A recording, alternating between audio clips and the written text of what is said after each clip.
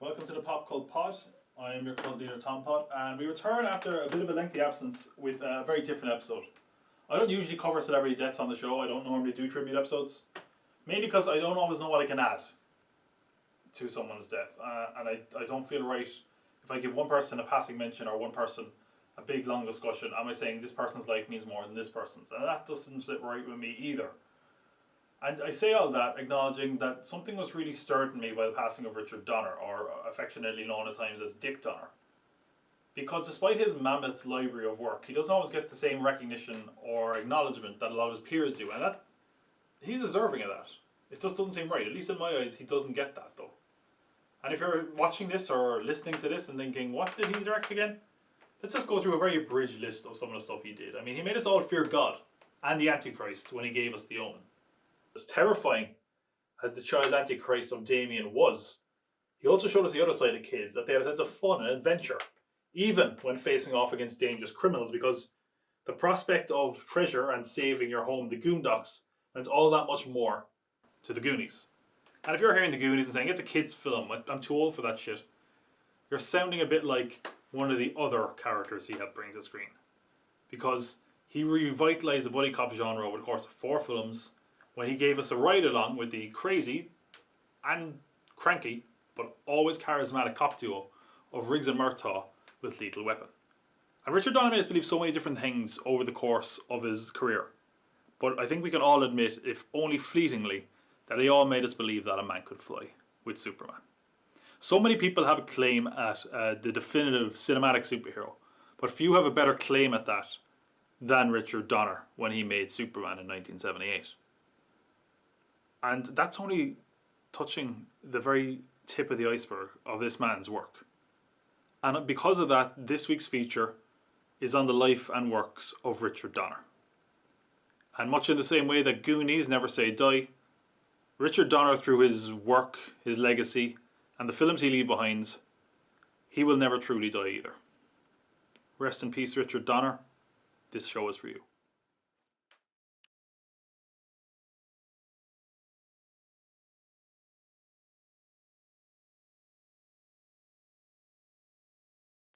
This is a broadcast from the Pop Cult Pod.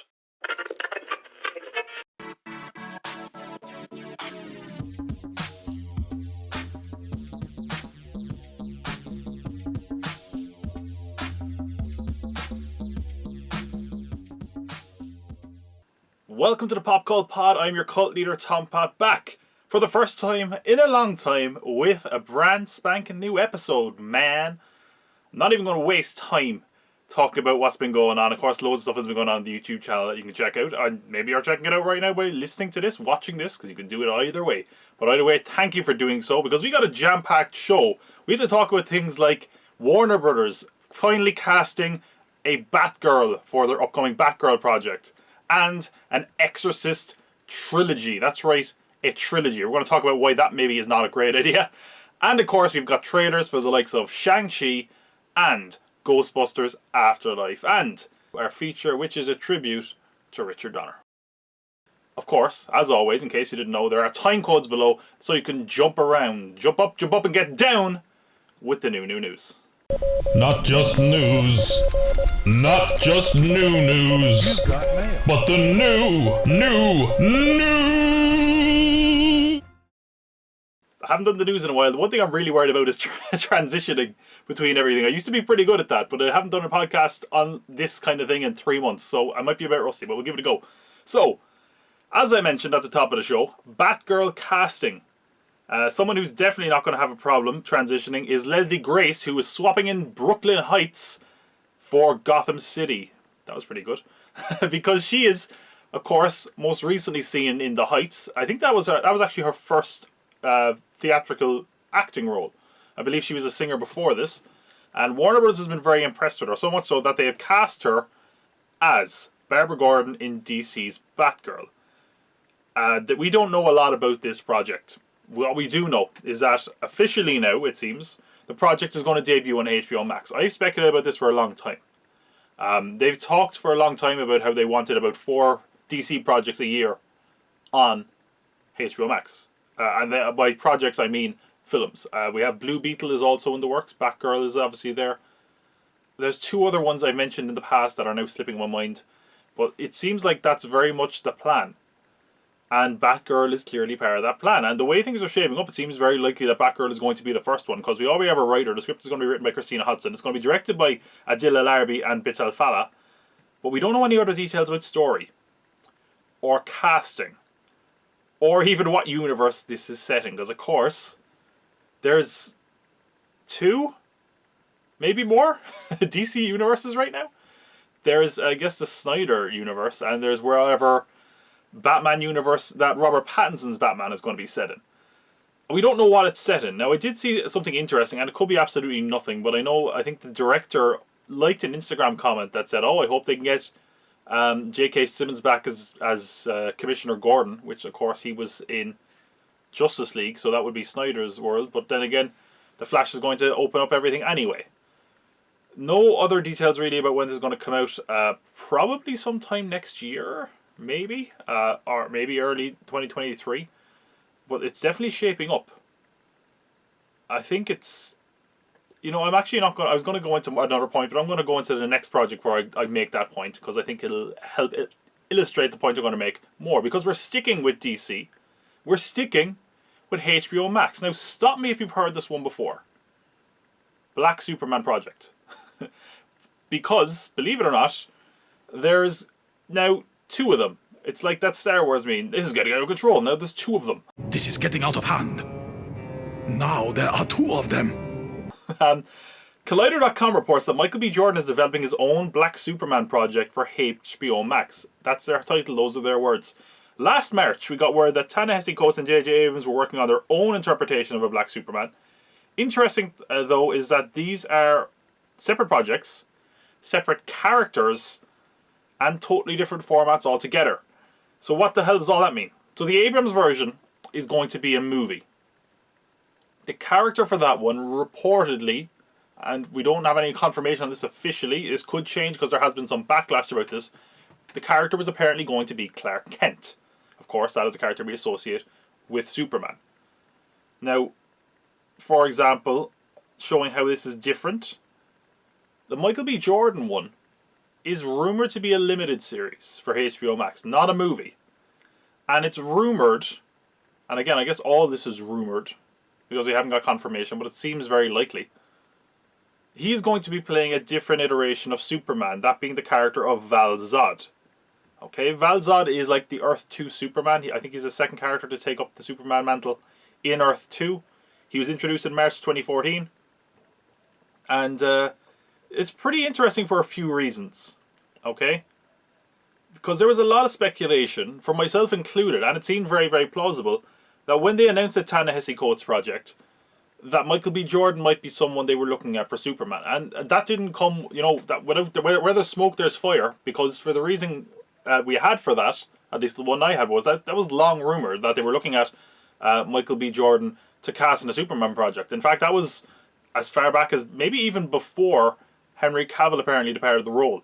But there's also was talk that he wanted to make a Superman project at Warner Bros. And they were working together on a Superman project. So that kind of, 2 and 2 equals 4. But in this case, it equaled something else because apparently, well, it equaled 2, I guess, because there's 2 of these projects now.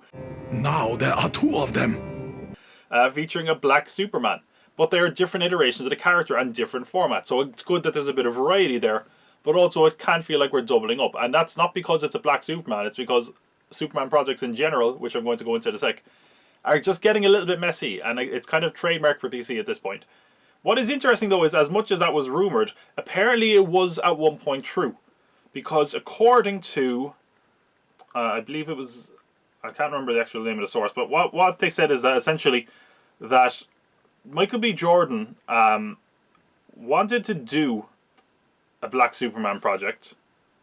There were conversations about it, but he was not interested in race banding the Kal-El character because he didn't want the backlash of that. It's something which the internet is unhappy with, which I can see both sides of it. I don't think Superman as a character has to be defined by their white identity. and I'd understand why people were saying that they're just, cynically maybe swapping race because, they want to be more inclusive, which they probably haven't been in the past. But I also see that you're basically, rather than using black characters in the DC universe, you're just taking a white character, and that doesn't feel right either. So this kind of feels like a good balance. And there was a lot of suggestions at one stage that they might use a Calvin Ellis, version of Superman, but it looks like we're going with Val Zod instead. And as we said, he didn't want to do this because he didn't want to race bend the Kal-El character. And he wanted to instead feature on the character of Val Zod, and it looks like he's got his wish.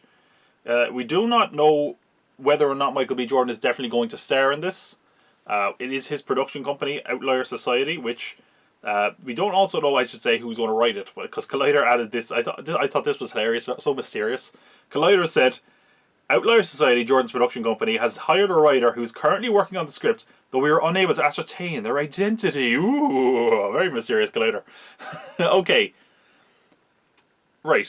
Warner Brothers is a mess with HBO Max and DC stuff right now. The reason I was going to bring this up, and I think it's a microcosm with Batgirl, because we don't have a Batgirl. Well, not really. We had Cassandra Cain, who could have been Batgirl, but she was in Birds of Prey. Yada yada yada. And there's always the chance that we could have another Batgirl at some point. We don't know what universe that is set in.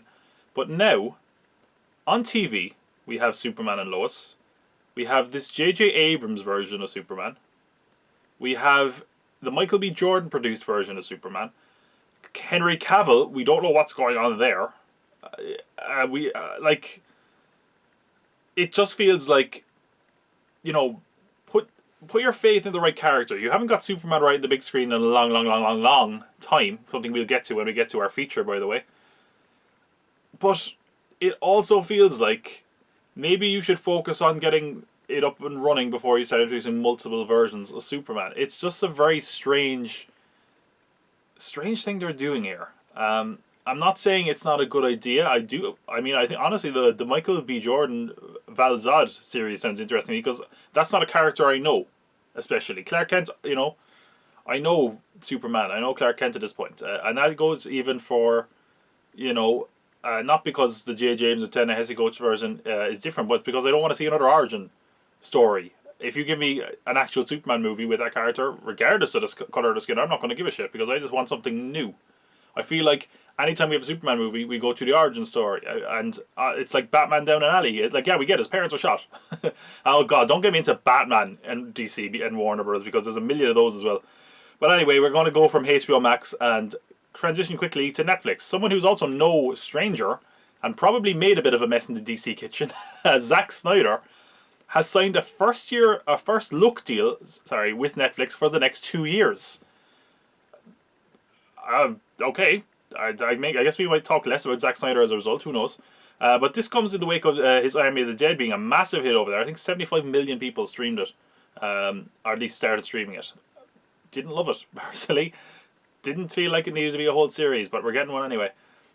He's also apparently going to work on Rebel Moon for Netflix, which is part of this deal.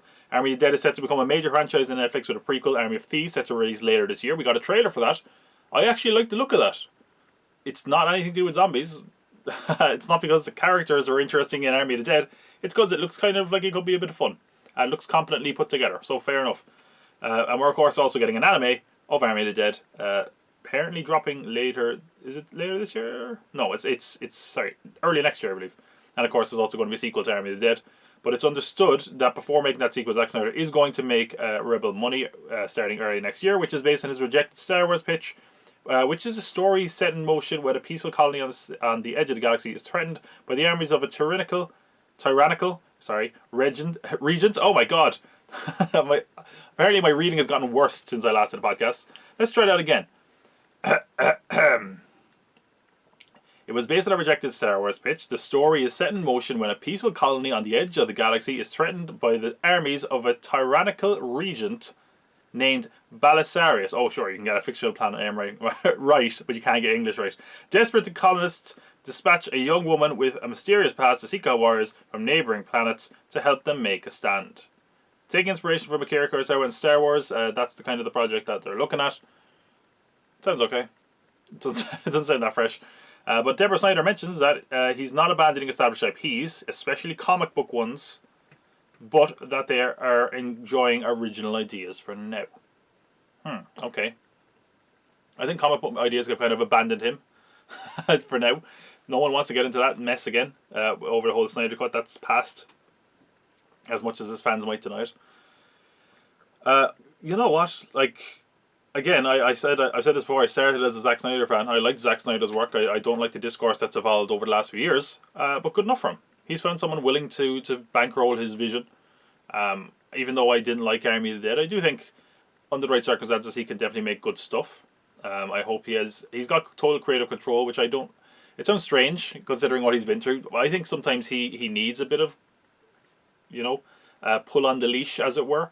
Because sometimes he goes too up his own ass. That's what Army of the Dead was, in my opinion. It just didn't work for that and a couple of reasons.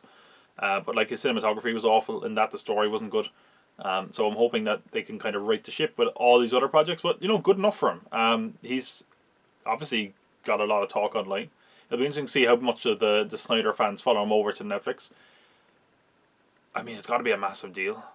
Jesus, I don't even want to know how much was spent on this deal. But 2 years is actually quite short, so it'll be interesting to see what happens in 2 years' time. But either way, big news for Zack Snyder fans. Big deal for Zack Snyder, and a lot of money for Netflix, who just seemingly have an endless supply of money, despite being in debt. Oh my god, why am I bad at English? Me fail English, that's impossible. Anyway, original ideas might be good to Snyder, but they're definitely dead over at Universal, who have for some reason decided that we're going to get a whole new Exorcist trilogy. See, you know what? My transitions have been okay. It's just my grasp of the English language hasn't been excellent. And because of that, I collapse in between segments. So the Exorcist Trilogy... Okay, look, I'll tell you what we know, and then I'll go on a tear. The New York Times has reported that Universal Pictures has closed a $400 million plus deal for a new Exorcist trilogy. Sources are saying this is in the same ballpark as Netflix's deal for Knives Out movies that cost $465 million. By the way, the original Exorcist made $400,000,001 or something, $401 million in its original run. So I don't know where they got this number from. This deal is for a new trilogy of films, with the first to get a theatrical release, while the next two sequels could debut on Universal's streaming service Peacock, which a lot of people have already written off as underperforming and not having a lot of content, and certainly not a lot of premiere movies. So obviously they're trying to change that. As for the cast, Ellen Burstyn will return for the series. She's never come back. Linda Blair has come back for the character of Reagan before. But she has said she has not been contacted about this at all. So it'll be interesting to see if she does at some point join. It kind of feels like she would be the bigger deal than Ellen Burstyn, even though Ellen Burstyn is an outstanding actress. But she is going to return. She is, of course, the mother to Linda Blair's Reagan, who is possessed by a demon. Leslie Odom Jr., known for his roles in Hamilton and One Night in Miami, will star as the father of a possessed child who, desperate for help, tracks down Mrs. Burstyn's character, Chris MacNeil. David Gordon Green, who ushered the Halloween franchise back to the big screen in 2018, with a sequel set for this year and next year, is going to write the screenplay and direct for this new trilogy. Blumhouse, who also produced the Halloween series, are going to produce the series. It's also this is very much like what Netflix do, evidently with the Knives Out deal. And a lot of streamers are throwing money at IPs, hoping for big returns, and risking a lot doing it. Let's talk about why this is a terrible idea. Like I said, I went through Paramount Plus's library a couple of episodes back. I talked about what they have, and they were basically just grabbing at every IP they had. Universal, for whatever reason, grasped at all their IPs and they landed on The Exorcist. By the time this comes out, The Exorcist will be 50 years old. Ellen Burstyn will be 90. I love Ellen Burstyn. She is an excellent actress. She has done some of my favourite roles of all time, including The Exorcist, but also Requiem for a Dream and many, many more.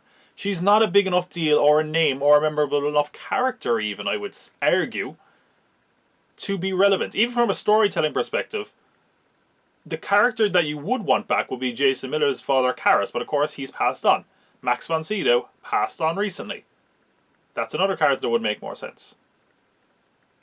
it's because, and I'm saying this because you cannot do what you did with Halloween with this series.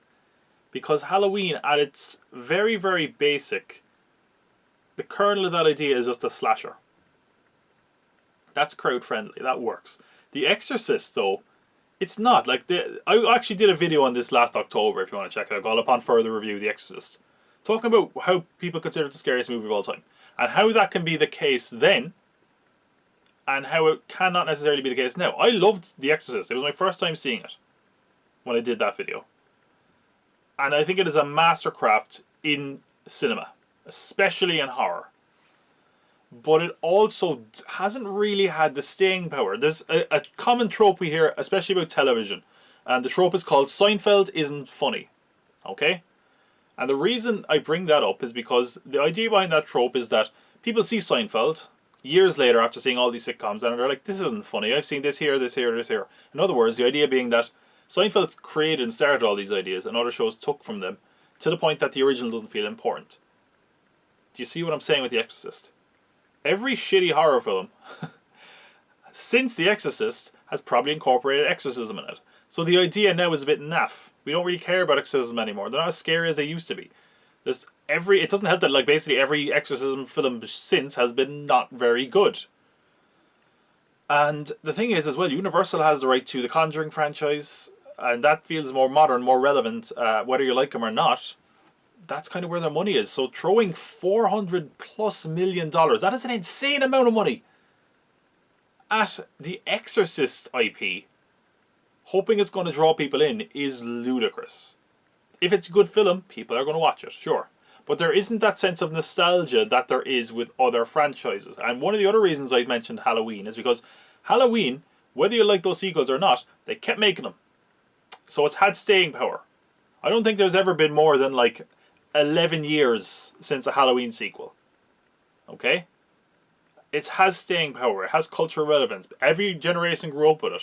And they all could identify with at least the character of Laurie Strode because she was popping up in the series intermittently. Whether you saw the original, whether you saw H2O, whether you saw whatever. And the reason I bring that up is because The Exorcist has 5 sort of sequels. Okay, they had The Exorcist, classic, amazing. They had The Heretic, no one liked it, didn't do very great business. They had The Exorcist 3, did even worse business. Apparently quite a good film, I haven't seen it. They made a sequel that was meant to be a prequel that was so shit they fired the director, made a whole new version, it came out, didn't do well, critically or commercially, that a year later, actually less than a year later, they got the original director back to make his film with the footage he had, like a director's cut basically, and that was shit too and bombed. They did an Exorcist TV series, which was apparently pretty good, and it was cancelled after 2 seasons. So I have no idea where this arbitrary amount of money came from.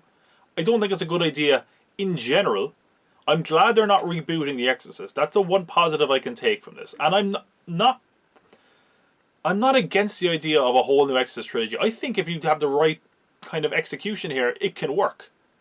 David Gordon Green, though, when he made Halloween, and I loved his Halloween, and I'm so excited for the sequels, he made an entertaining popcorn slasher film.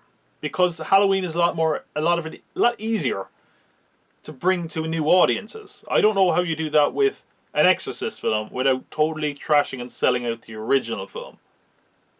So, yeah, I don't know. I'm not really interested in this idea. Of course, I'm going to see it because I'm a sucker.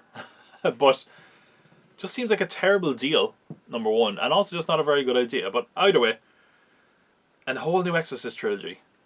Oh, Jesus Christ. But anyway. From starting a new trilogy to finishing up an old one, we got news today. I keep saying today, this was weeks ago. I'm talking about it today. Actually, by the time I'm talking about it, and by the time this is released, I might be talking about it yesterday. Time is crazy. Lionsgate has acquired worldwide distribution rights to Kevin Smith's Clerks III. This is despite years of talk, all from Kevin Smith himself. Starting and stopping on the project, it's confirmed to film this August in New Jersey. At one point, getting Jeff Anderson, who plays Randall, to return was seemingly what was holding this up, but now all the main cast seems to be returning. Jeff Anderson as Randall, Brian O'Halloran as Dante, Jason Mewes as Jay, Kevin Smith as Silent Bob, and Rosario Dawson as Becky. We also got an insight into the plot. Listen for this one, because I'm going to go into this in a sec. Following a massive heart attack, Randall enlists fellow clerks Dante, Elias, Jay, and Silent Bob to make a movie immortalizing his life at the convenience store that started it all. Does that sound familiar? For those of you who don't know, Kevin Smith had a massive heart attack, I think 2018, a couple of years ago. And now he's decided that his third Clerks film, which he's been trying to get made a load of different times, including pre-heart attack, is going to be him making Clerks with his characters. What? What is this shit? Like, now I want to say this first. I'm a bigger Kevin Smith fan than most. Okay? I'm going to see Clerks 3. I will see everything Kevin Smith makes, realistically. Well, I haven't seen Yoga Hosers. I might not see Yoga Hosers. And maybe I won't see that one he's selling as an NFT token. What was that? But this is this is just laziness, man. And I know someone's going to say, oh, well, you know, his life has always factored into films. Yes, it has, obviously. Like, Clerks 2 could very much be an indication of where his career is going, where the character bought the convenience store and was basically, I'm going to do my own thing. Yeah, and he kind of went that way with his career. But what is this trying to say? That Kevin Smith has a new tendency to make new films now that he's had a heart attack. Well, okay, you're making a new film, but you're just going back to an old one to do it in a weirdly meta way. And I have to say, the only film he's made since his heart attack was Jay and Silent Bob reboot, and that was not very good. I mean, it was okay, mildly entertaining, but the problem was that it was way too meta. And here we go. I think Kevin Smith has fallen down this hole where he tries to shove everything up its own ass, being meta. Like, dude, what are you doing here? Clerks 3. I actually like Clerks 2. I did. And I like Clerks, of course. But if Clerks 3, if all you have to say about Clerks 3 is, all you can do with these characters is pretend they're going to make a film, that's just not very interesting. I don't know. This didn't sit right with me. I'm going to see it, of course, but I just think it's such a wazy? That's a waste and lazy, by the way, is what I mixed together there. It's a lazy idea and a waste of time. I feel like you could do more with these characters, and if you're going to return to the world of Clerks, a film that you hold in such reverence, maybe you should do something worthwhile with it instead of just a lazy meta idea like this. But anyway, that's the news we're going to cover this week. We have a lot of trailers to get through, and because of that, we're going to go straight into Trailer Trash. This is the theme for trailer. This is the theme for trailer. This is the theme for trailer trash. Get in the bin. Get in the bin. First trailer I want to talk about came out on my birthday, and what a present it was that I got a trailer for Jackass Forever. The fourth Jackass film? One of the things I have to admire is that they did the whole forever shtick and didn't use the number 4. It's crazy to me that this is now become a sort of strangely emotional franchise for some people. That kind of nostalgia, it's so strange because, you know, it's kind of had a sort of reevaluation because its audience has grown up with it now. And I guess I'm one of those people, even though I didn't discover Jackass in my teen years. But here we are with the fourth Jackass film, and they kind of start out a very kind of emotional, like, we'll always be friends, we're always Jackass. And this is very much going to be the last Jackass film, at least in this sort of format. Johnny Knoxville has said that he's done after this. I mean, his doctors would tell him as much. A lot of the cast in this is also new cast members. I don't know all of their names. I don't think they're anyone of note. There's a guy called Jackass. I think he had a show. Was it like Too Dumb to Die or something? I can't remember. There's a guy called Poopies, who he was just recently had his hand nearly bitten off by a shark on one of these Jackass Shark Week specials.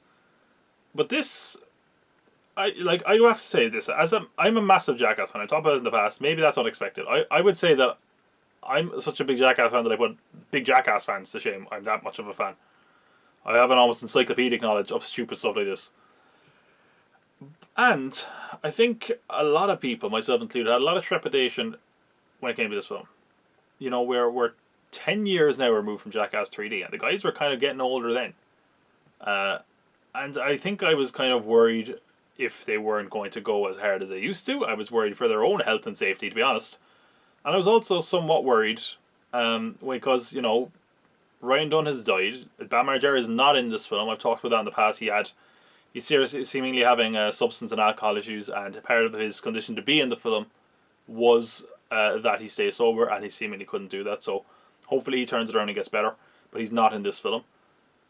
And because of that, I just kind of felt like, why now? Why come back to this? Is this going to be worthwhile?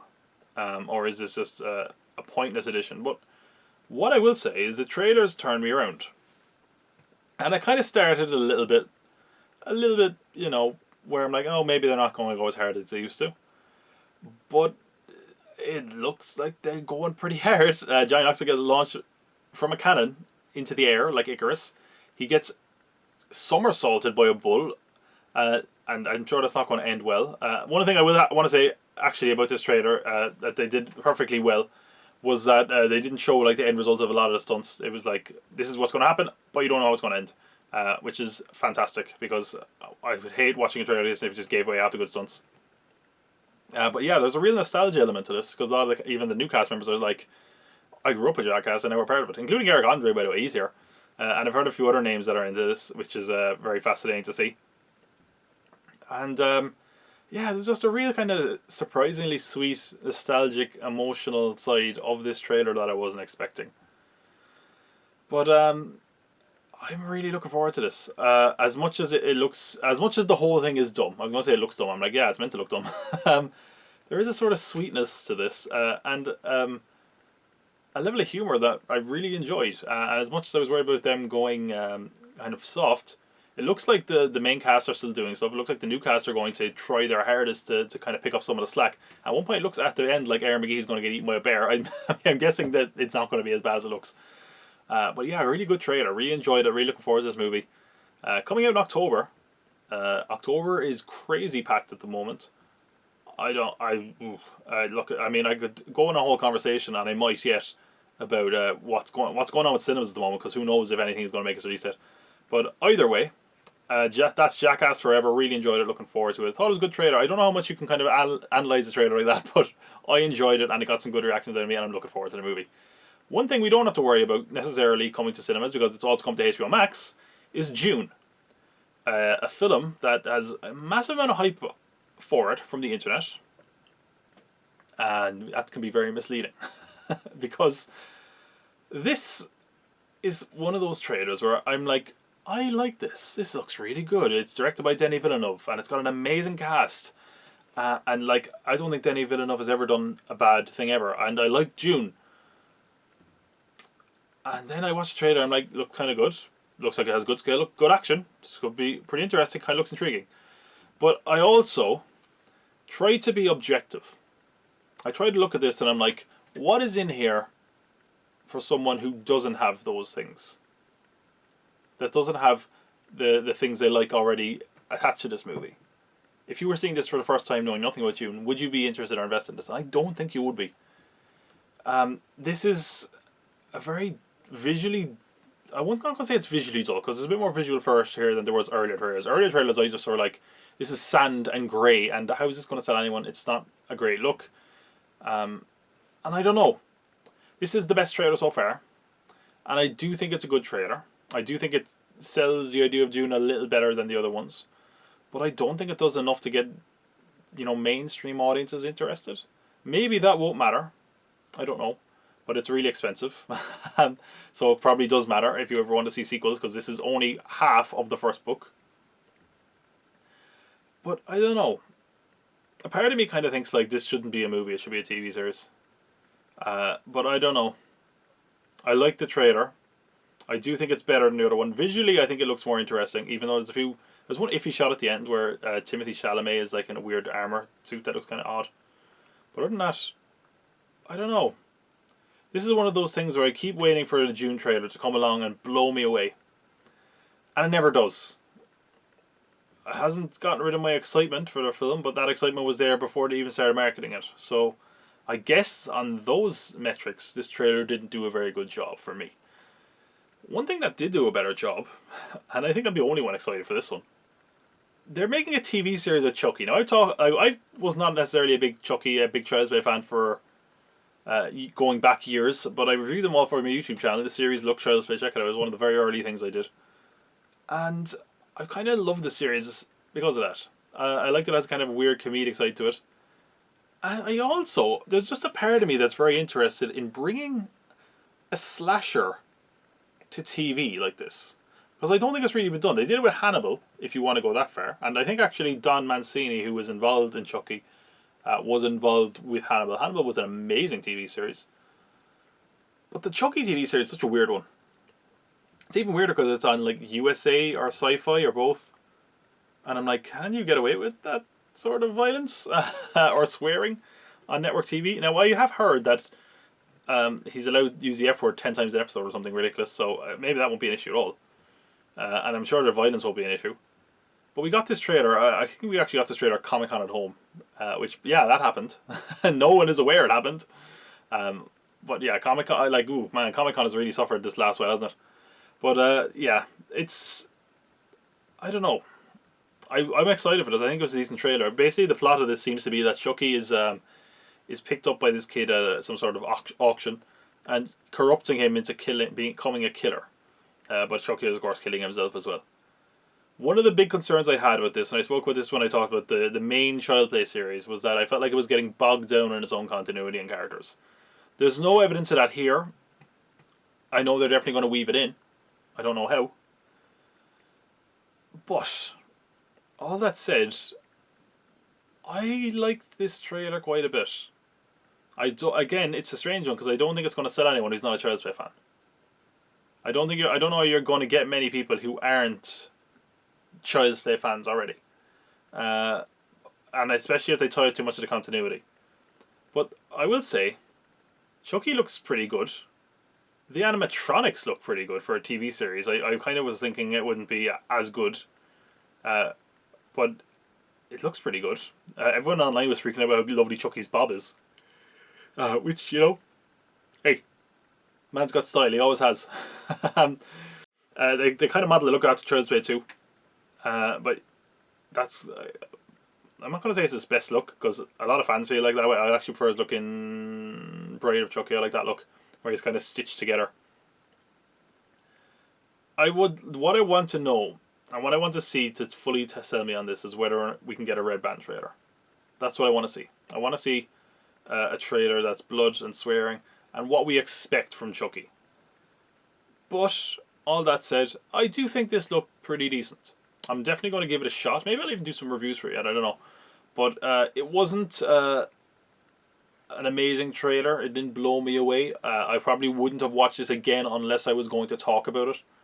Because I don't think there was much to dissect in it. It's basically just Chucky trying to corrupt those around him, getting him to kill people, and turning this kid into a serial killer, which is an interesting concept. Hopefully they nail the landing. Speaking of big swings, Shang-Chi. This is the next Marvel Studios film, which insanely comes out in a little over a month. There's no hype for it, and I guess that's because they're trying to cram all these Marvel movies into this year. They put out a trailer. I actually don't think I've talked about any of the trailers because I'm pretty sure they came out when we were not recording. And they put out like a minute-long TV spot here. It's pretty good trailer. I think the first trailer was like meh. Second trailer was like, oh, that looks pretty good. This is probably the best trailer, in my opinion, even though it's only a minute long. Of course, we have a simile with Shang-Chi. This plot of this seems to be that he's going to enter into kind of a Fight Club thing, which is where, Benedict Wong's character. Wait. Wong? Benedict Wong? Yeah. Wong is the character. Benedict Wong is the actor, I think. Is fighting Abomination that we saw. That's pretty crazy. The 10 rings, of course, are pivotal to this, as they're in the title of the movie. The 10 rings are now kind of 10 armbands, I guess. That's actually better, in my opinion, because I think the rings, we just had an Infinity Gauntlet, we had something, obsessed with the hands. And I think visually, the rings around the arms are more interesting. I think there's a part of me that thinks this doesn't look different enough from other Marvel movies. But there's a part of me that is surprised at how different it looks. I know that's a very contradictory thing to say. But what I mean is that I had a Shang-Chi movie in my head, and I thought it looked worse than this. This looks pretty good, in my opinion. We have three Marvel movies. I'm not going to say it's my most anticipated because I'm still very excited for Spider-Man, even though we're not getting a trailer seemingly ever. They just keep saying, like, trailer next week. Nope, never mind. Nope. Who knows when we're going to get a trailer for that, or if the whole thing is going to get delayed. But yeah, Shang-Chi and the Legend of the Ten Rings. Fing Fang Foom is in the trailer. That's pretty cool. He was in the second trailer as well. He's the son of the Mandarin, and he's turning his back on him. Now that's also, in my opinion, a clever bit of comic book changing there. Originally, I believe, was he the son of... I can't remember, is he the son, or was he raised by Fu Manchu? But either way, they want to avoid that for good reason. I like this trailer. I'm looking forward to this movie. I can't believe it's coming out in a month. Anyway, I might as well talk about our last trailer, which is for Ghostbusters Afterlife, a movie I'm very excited for. I feel like an idiot that I am. I keep saying this. I feel like you're just catering to my nostalgia, and I'm like, yay! Ecto-1! Slimer! Woo! I thought this was a very good trailer. It's getting a very mixed reaction online. And by mixed reaction, I would say it's positive, but people are like... The few things I've seen are people are saying, like, when did they make Ghostbusters this mythological thing? And the other thing I'm seeing people saying is, like, there's no joke in the trailer. Now, I kind of feel like they're being a little bit harsh. And I understand why. It's easy to be cynical because there is so many of these trailers now, and there is so much of these people kind of doing a Stranger Things on it, you know, where they're like, hey, let's just put kids in a town and it's haunted and that'll work. And doing that with Ghostbusters seems a bit cynical. Now, the reason I think they are being mythological is that they want to call back to the first one. Like, this is a soft reboot, I would say, in a lot of ways, of the original. There's a lot of references to Zool, to Gozer the Gozerian, seemingly. I talked about it in one of the trailers. They had, like, I think it was Shandor Mining Company, which is the building I think that Dana Barrett lived in, was made by Shandor. So I think that's one, like, making it mythological kind of makes sense. I think they have to sort of right the ship. It's kind of what they did with Star Wars Force Awakens, I think, in some ways, you know. They kind of redid the thing in some ways, just because they want to get people back on board. The comedy one, I'm actually watching the original Ghostbusters trailer right now because I'm trying to remember, is there comedy jokes in the first trailer for the Ghostbusters? There is a few. But, you know, I think, like, one of the things that I think, like, always worked about Ghostbusters is that even though it was a comedy, it also took its premise pretty seriously. Do I think that the fact there's no jokes in the trailer, do I think that's indicative that there's no comedy in the movie? No. I think it's deliberate because they're worried about people remembering Ghostbusters 2016. And how heavy and crazy it was in the comedy and not very funny. I think that they want to basically tell people, look, this is Ghostbusters that you've wanted, but also not, you know, make it look like it's just a crappy cash-in comedy like the last one was. I do hope there's humor in it, though. But as for what we get in the trailer, I think visually the effects look good. I actually think there's a couple of shots in it that like there's an effect where, like, the spirits are being kind of, like, released that looks so reminiscent of the old Ghostbusters, but also feels like they're getting a new visual spin. I love when they do stuff like that, and I think this is going to be very faithful to the mythos of the original one, because of course it's Jason Reitman, Ivan Reitman's son. The plot, as has been speculated, as I think has probably been confirmed, but I've been saying this for a long time. The kids, their grandfather was Egon.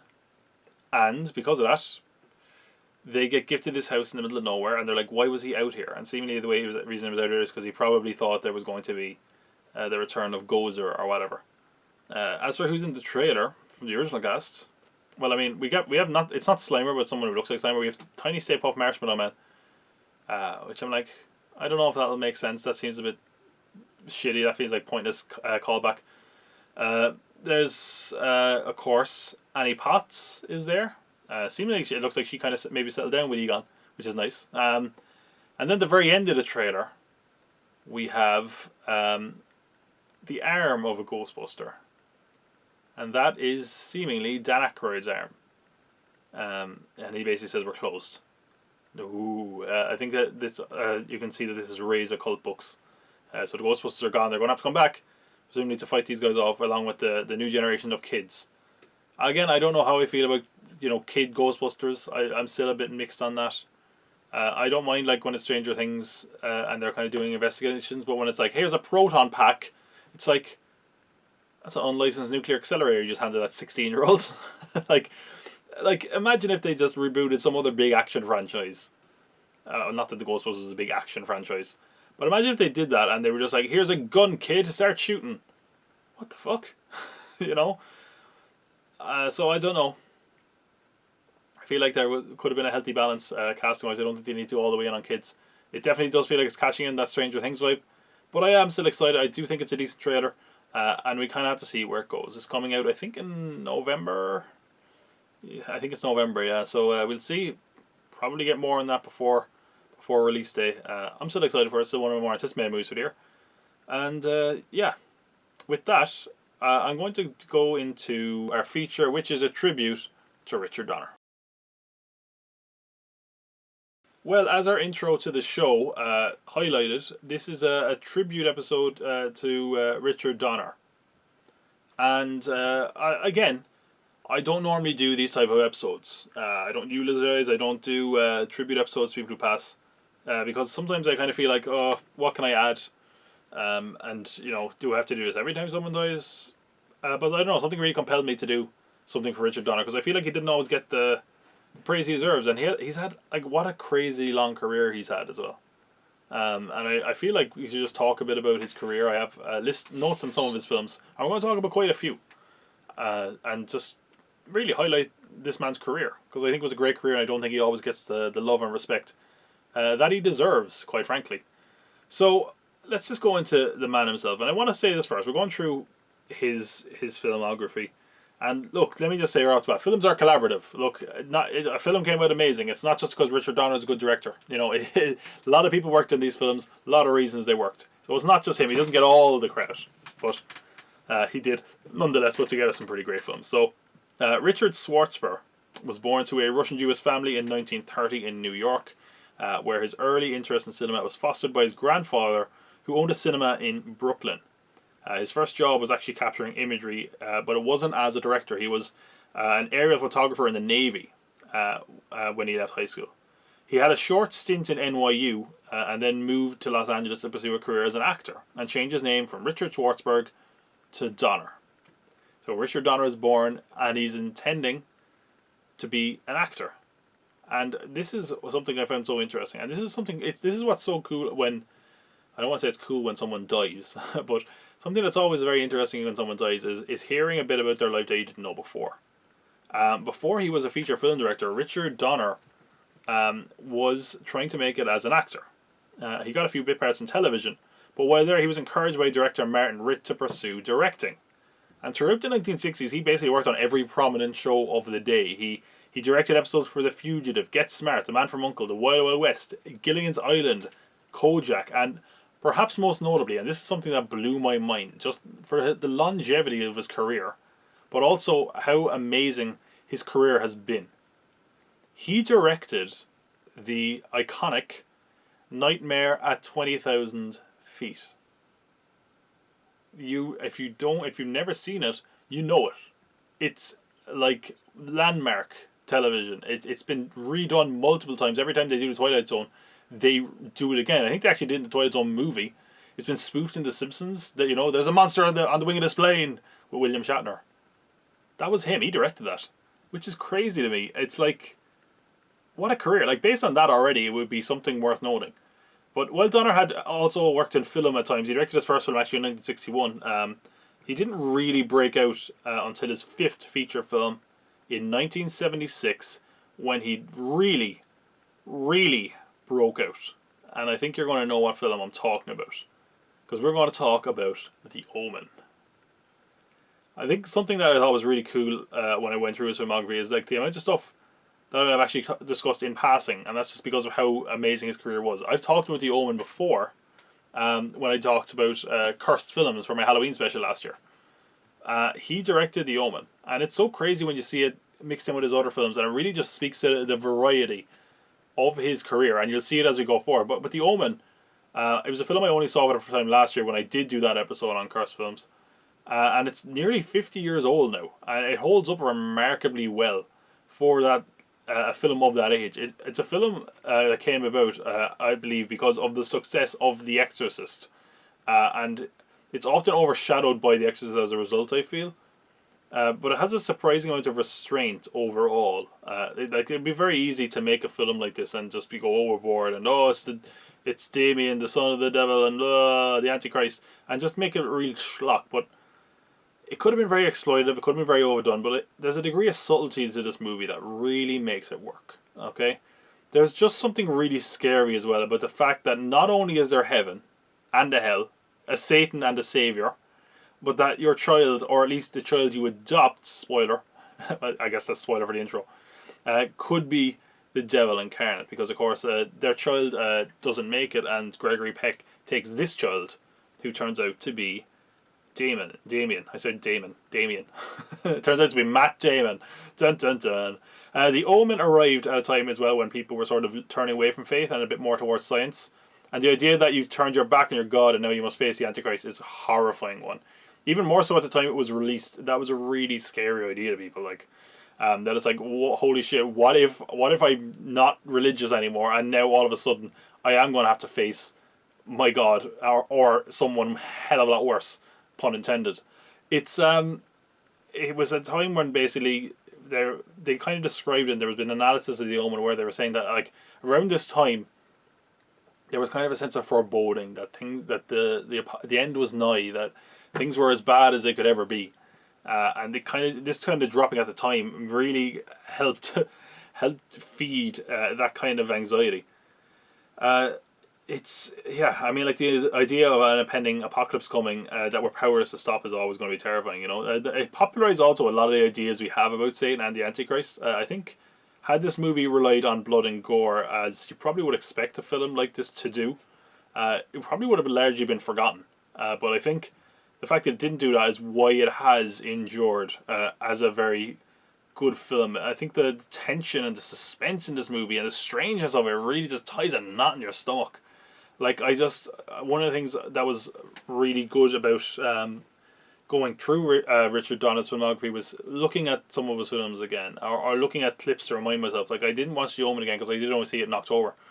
But there's that moment just towards the beginning of the film where the nanny is on the balcony with a noose around her neck, and she just goes, "It was all for you, Damien," and then hangs herself and smashes through a window.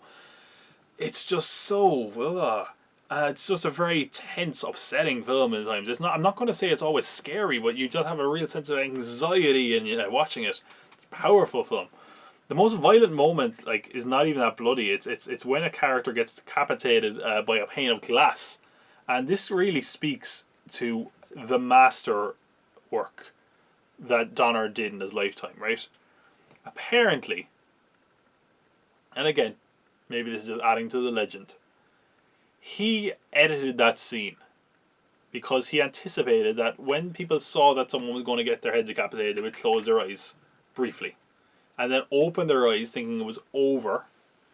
But he edited in such a way that if you did open your eyes, you would be seeing the head floating in midair, which is just bravo. I mean, that's something you would never think about, but well played. I actually learned a really fun fact as well for this. So the actor who gets decapitated is a guy called David Warner, okay? And David Warner was very, very proud, very happy with his decapitated head. He held onto it for many years until he got a divorce and his wife got the head and got custody of it over this divorce battle. I mean, what ex-wife wouldn't want their ex-husband's head, I suppose, but I just thought that was quite funny. The movie is also, it's just a weird film. It adds to the feeling that we're not in control, and it makes it really scary. And I feel like a film about a family struggling is also what really makes it relatable and painful to watch. You can relate, even though it's otherworldly and supernatural in some ways. that they're going through this horrible thing with the son of Satan, essentially, the Antichrist. You can relate to the fact that they have a son that they don't feel that they can help. That's something very relatable, that we can't help someone we love, and I think it's something that The Exorcist taps into, and it's something this film taps into really well as well. That I think is really, really, really good. It's something that makes the film much scarier and much more relatable. It kind of, something that we talk about a lot, and we will talk a bit about, is that, especially when we get to his next film, is Donner does a great job grounding things that aren't real in a kind of believable realism. And that's something he really did here with those kind of things. But I want to also talk about, I cannot ignore the soundtrack of this film. Jerry Goldsmith made the soundtrack to this, and I believe he actually got an Academy Award for it. But of course, Ave Satani, which is this iconic, terrifying sound. It's just this sinister chanting in Latin. Oh, he got an Oscar for Best Score for it, and geez, he deserves it. It's really unsettling. Even now, it's like, oh man, it gives me the willies. It's so scary, it made me say, it gives me the willies. Just put that onto account. The cast of the film is really good. Gregory Peck is our lead in the film. And, he's this kind of classic Hollywood thespian, and it feels like a film like this would in some ways kind of be, above him. But I think it speaks to the quality of the film that it wasn't, and he actually put a lot of his own experiences in this film. And this brings it back to what I was saying, kind of the universal feeling that you can't help someone you love. Because his son committed suicide, and he always felt a sense of guilt that he wasn't there when it happened. And I think you can see that in his performance as well. It's a very emotional, tortured performance at times. He's really, really good at it. We also have Lee Remick, who is our female lead. She does a great job as well. She plays off Damien really good. We have Damien. I want to talk about, apparently, the kid who got the role. A lot of these I'm going to talk about are kind of personal anecdotes I've heard on set about Richard Donner, because of course this is the tribute episode for him. When he was casting for the kid to play Damien, he wanted them to attack him because there's of course the scene in the church where Damien attacks his mother. And in the audition, the kid scratched his face, screamed at him, and hit him in the balls. And that got him. He said, "Dye his hair black, and that's our Damien." Crazy stuff. I don't know if you would be able to do that now. Where you're like, "Oh yeah, kid beat me up, you got the job." But that's dedication to your craft to get beaten up by a kid. It also sounds like he was very method with the kid, which possibly rightly or wrongly, but it sounds like it was all in good fun. Like there's a scene when he has to look annoyed that he's going to church. Damien does, and Donner apparently said something like, had a go at him, like he was shouting things at him. He was like, "I'm gonna clout you, you little bugger," Just imagining him saying that to a kid is hilarious for some reason, because it's so wrong to get that reaction. But it also sounds like they had a bit of fun. Like in the last scene, the iconic final scene where Damien is watching his father be buried, or his adopted father, I guess. He kind of turns to the camera and gives that kind of smirk. And to get that smirk, Donner used reverse psychology with the kid. He says, "Don't you dare laugh. If you do, we won't be friends anymore." And in doing that, he knew the kid wouldn't be able to help himself. So in trying not to laugh, the kid is kind of holding a laugh and smirking. And that's how he got that, which is perfect. One of the things I love with the film is also thanks to Donner. He wanted it to be very grounded, as I mentioned. And there wasn't anything too supernatural in the movie. And he wanted it to be ambiguous. Like, there was apparently an argument in the scripting of this and the execution of this. Whether or not they were going to make it ambiguous so that, is he the son of the Antichrist? Is he the Antichrist? Is he the son of Satan? Or is this all just, a misunderstanding? Is this freak accidents? And he apparently was a big believer in making it ambiguous. And that, I think, is what really works well about the movie. I think it would be, if it was just he actually was the Antichrist definitively, I think it'd be a bit boring, to be honest. And it's what leads to that ending that, as I mentioned, I really love, where we're not sure really what's happened. And that's even more unsettling. You know, if we knew for sure that he was the son of Satan, it'd be like, oh, okay, well, whatever. But the sense that it could be the case, you're kind of, you know, you're walking around and thinking, someone around here could be an antichrist. What the fuck? It's Barack Obama, if you believe the right wing. But anyway, yeah. So it's just a masterstroke. It really is a great film.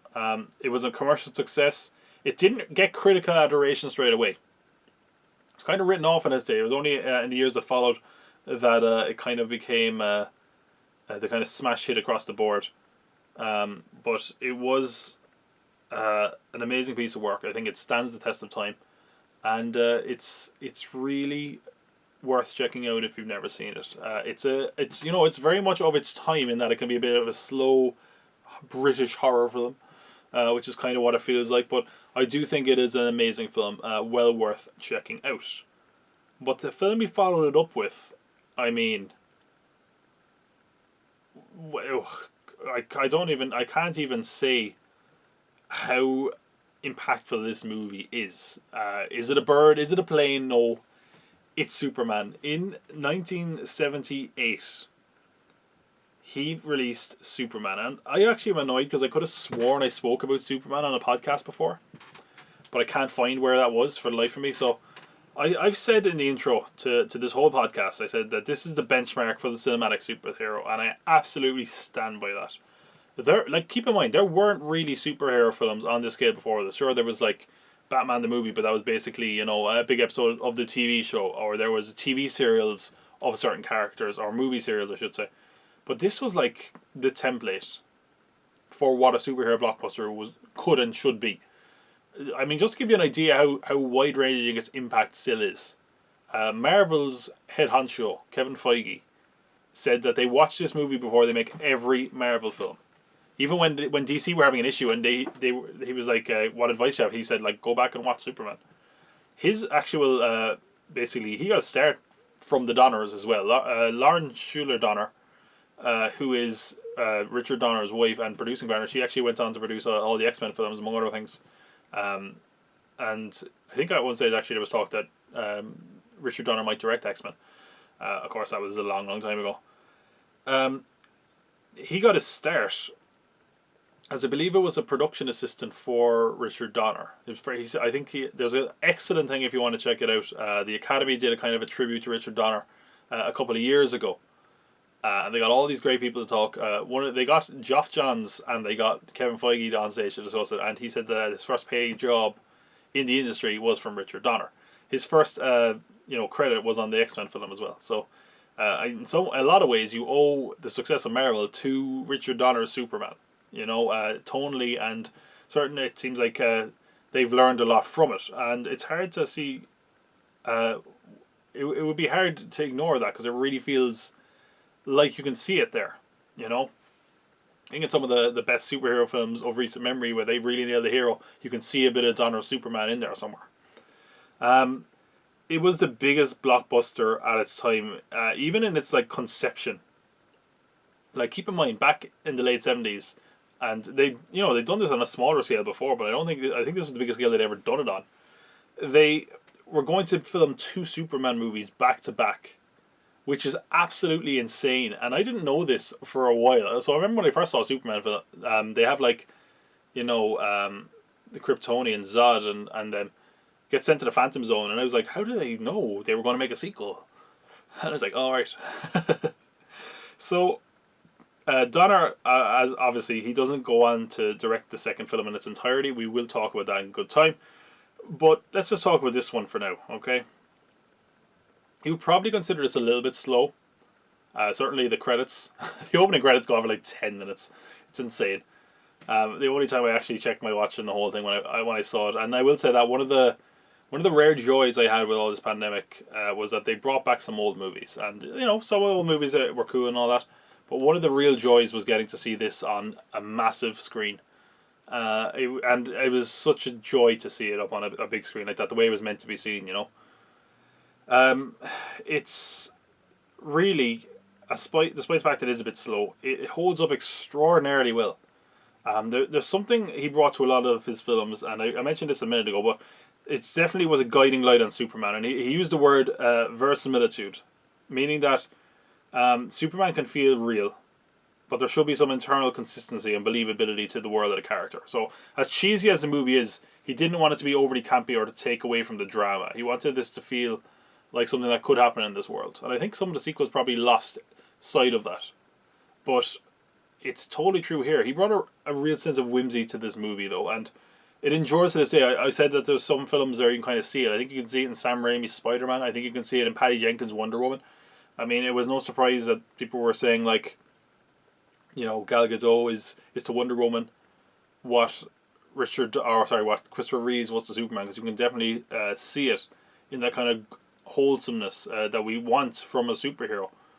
And it's just a film that is so earnest that you can't help but smile. Like, there's not a bonus cynicism in this movie, and that's what you want from your Superman. You know, I'm not saying you can't. There's not room for other interpretations, but it just feels right to have a Superman like this, in my opinion.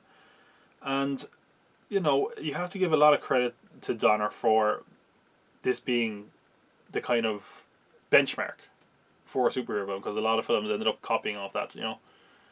And you know, I also have to say the performances and the effects deserve a lot of praise. Margot Kidder is a really good Lois Lane. Of course, Gene Hackman is Lex Luthor. As a villain, you know, by today's standards, he's probably pretty tame. He's basically just like, oh, I'm going to buy a load of real estate. Ha ha ha, take that, Superman. But, you know, he's still really good. Now, Gene Hackman is just an excellent actor. You know, he can turn chicken shit into chicken salad. And here he's working with some gourmet shit to begin with. Ned Beatty, who unfortunately passed away quite recently as well, plays Otis. He's the comedic relief. He's actually pretty funny. I'm not normally a big fan of comedic reliefs at times, but I think he's pretty good. And also we have, I can't remember the actress name. Is it Val something? Valerie, who plays Miss Tessmacher. I think she's pretty funny as well. She's kind of like, you know, the female sidekick to Lex, but she's kind of ditzy and kind of amusing as well. And she's also one of the nice characters. The part where she saves Superman it's something that I always find enjoyable for some reason. Where it's just like, hey, you see, maybe they're not all bad guys, even the bad guys. You know, gave you that little bit of hope, which is something you'd want. But of course, if we're talking about performances, you have to talk about Christopher Reeves. I mean, he's considered the definitive Superman. Nearly, 40 plus years later? It's really easy to see why as well. I mean, he is just so likable and charming as Superman, and he has a physicality. Like, one of the things that's really cool is the way he flies. He has a kind of, he like veers off, and he kind of, I don't know how, like, it's something that we probably didn't have reference to much back in the day, but now it's like, it's kind of seen as something that everyone does. And one of the reasons he was able to do is because apparently he flew gliders in his spare time, and that really impacted his performance of being on wires and kind of flanking when he flies and stuff. It's just so, just really adds to it, you know. They say, like, you believe a man can fly, and you really would believe it watching his performance and watching the effects at work. And I also will say that his Clark Kent also really works. Like, you kind of forget how ludicrous it is that you wouldn't be able to tell the difference between them. Apparently, actually, there's a story Roger Moore tells, because they were filming in the same location, I think, at one stage, a Bond film and Superman. And he says that at one stage, Christopher Reeves came in the Superman outfit, and everyone, all the girls were like, oh my god, oh. And then he came in the Clark Kent outfit another day, and no one paid any notice to him. So, you know, I think that kind of stands to reason, you know. The flight scenes obviously look great, as I said. And given how long ago the film came out, I mean, that's really testament to how they made it work. There's one scene in particular I have to talk about from an effects standpoint. They use a lot of blue screen and rear projection for this. Of course, they have Superman's first flight scene with Lois, which is excellent. Even though it's a really weird moment where she, like, you hear her thoughts. I always thought that was kind of weird. But, of course, the scene where somehow, this is like, when we talk about cinema magic, it's an overused term. And anytime someone uses the term cinema magic, this is what pops into my head. There's a scene where Superman drops Lois off on her balcony. Lois says goodbye to Superman, and we see Superman fly off, and all in one continuous shot we see Lois Lane answer her door, and it's Clark Kent. And in your head you're like, how did they do it? And they did it by rear projection and just having Christopher Reeves at the door. But it's such a glorious scene. It's such a simple thing, but it just shows the thought and authenticity that they tried to breathe into this. I love it. I love that scene so much. Even though it's such a minor thing, it's just something that makes you believe in the power of cinema. I probably sound like I'm really kissing ass here, but that's how I feel. You know, then we have, you know, look, it all isn't all roses though. We have Marlon Brando, that lazy asshole Marlon Brando. He's a piece of shit, but I have to respect the grift that he put on the Superman crew. He does very little work. He got paid an insane amount. He got like $14 million for 10 minutes of screen time, and apparently, he said to, oh my god, I love this because of how awful it is. Like, such a lazy piece of shit, but also amazing. He said to Richard Donner, you should record the rehearsal because we might get lucky, you know. And then later on, he said, like, the only way to get a good reading out of me is for me not to see the lines and to just act and react to them the first time. That's how you get a fresh reading from me. So in other words, what he's saying is, I'm going to film this once. I'm not going to learn my lines, and you'll use that. And apparently they did actually use a few first takes because of that, but I wouldn't be surprised if he just phoned it in after every first take.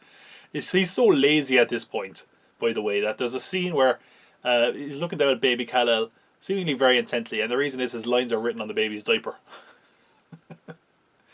I gotta respect the grift. You know, I really do. As much as he's a piece of shit. But it's kind of funny. Christopher Reeves totally trashed him as well. He was like, they were like, oh, what was it like? It must have been pretty great working with him. And he's like, no. He was terrible. He's awful at it. But he also, you know, one good thing he did come up with, he came up with Jor-El wearing the Superman symbol that Superman would wear, which I think is kind of, you know, endured through pop culture as well. And as much as Reeves trashed him, Donner was very happy to work with him and his performance. And his performance would actually be an issue when we get to Superman 2 as well. There's also one story I do want to bring up, and this is a story I'd heard before, but it was confirmed recently with Donner's passing, where Gene Hackman said a few words. So, Gene Hackman, whenever you see him, he often has a mustache, he often has facial hair, and here was no different. He grew a mustache for the role, okay? I'm going to let the man himself say it, okay? In this quote, he says, I show up for the first day makeup test for Superman with a fine Lex Luthor mustache I'd grown for the role. Dick, wearing his own handsome mustache, told me mine had to go. He bargained to lose his if I did mine. True to his word, he celebrated my last razor stroke by gleefully pulling off the fake whiskers he'd acquired for the occasion. What I love about that is, I'm like, how long was he wearing that fake mustache? So, yeah, in case it isn't clear, Richard Donner put on a fake mustache. Was like, if you shave Gene, I'll shave too. And Gene shaved and he was like, hey, and he was like, da-da-da. Oh my god, amazing. And he also added, Dick made it fun, and that's why the films turned out that way too. And you know, we often think of Gene Hackman as being a bit cantankerous, but hearing him positive and nice about Richard Donner was a breath of fresh air. So I think it's a good note to end our Superman talk on something like that, something positive. If you've never seen Superman, I think you owe it to yourself to check it out. It is amazing. I assume you can get past the crazy long credits, maybe skip that part. One of the, as I said, highlights for me was seeing this on the big screen. It holds up. It's a joy to watch even this many years later. So yeah, Superman, an outstanding film that you should definitely check out. One of Richard Donner's best, probably maybe the peak of his career. And that's not because the other things were, low points. Not at all. It was just that was such a high point. But as we get to his next film, all I want to say is, hey you guys! Hey you guys! Richard Donner directed The Goonies. It seems still so strange when I look at the rest of his films that I'm like, he directed The Goonies. Huh. Listen to this, by the way, for a dream team pairing on The Goonies. Chris Columbus, not the guy who found America and was mean to slaves. Chris Columbus, who gave us Harry Potter. Steven Spielberg and Richard Donner all worked on this film. That's insane to me. Some people aren't a fan of this movie, and I'm not going to say I don't understand. I think I saw a film that the first time I saw it I liked, but I've loved it more every time I've seen it since. It's a movie I just find kind of impossible not to get swept up in. You know, it just feels like such a kids movie. You know. There is that kind of verisimilitude that Donner was into, you know. It feels as like incredibly outlandish at parts, but it also feels like a movie with kids that feel authentic. Like, it's not like, when I say it's a great kids movie, I don't just mean like it's a great movie for kids to enjoy, because they would never make this kids movie now. There's some dark stuff in it, as I'll get to in a sec, but it feels like what kids would want to do and how kids would act. Not always perfect. Sometimes they're maybe swearing or doing things they shouldn't, but it feels like they're real kids.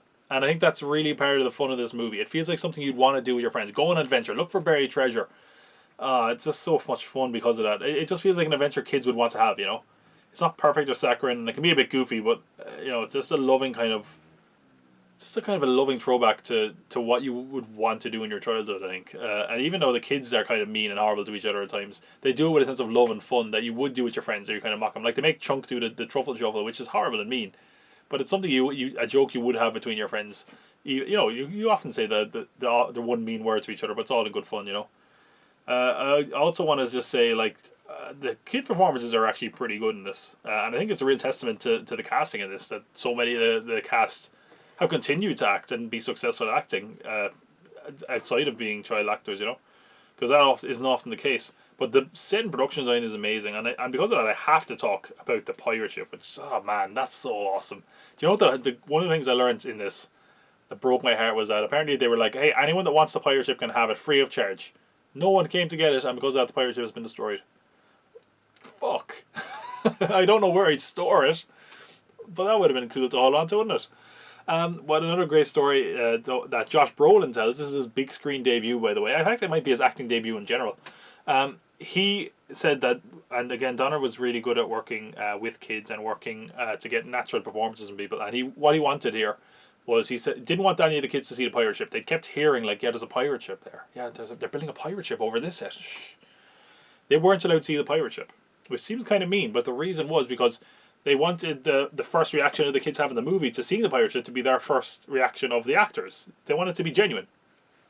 So he says, he told the story on Conan, I think, where they're all under the water, they have their backs to the ship, and they're going to pop up and turn around and look at the ship and get their genuine reaction. And they all do it. All the kids are like, oh wow, it's amazing. Oh, and Josh Brolin goes, holy shit.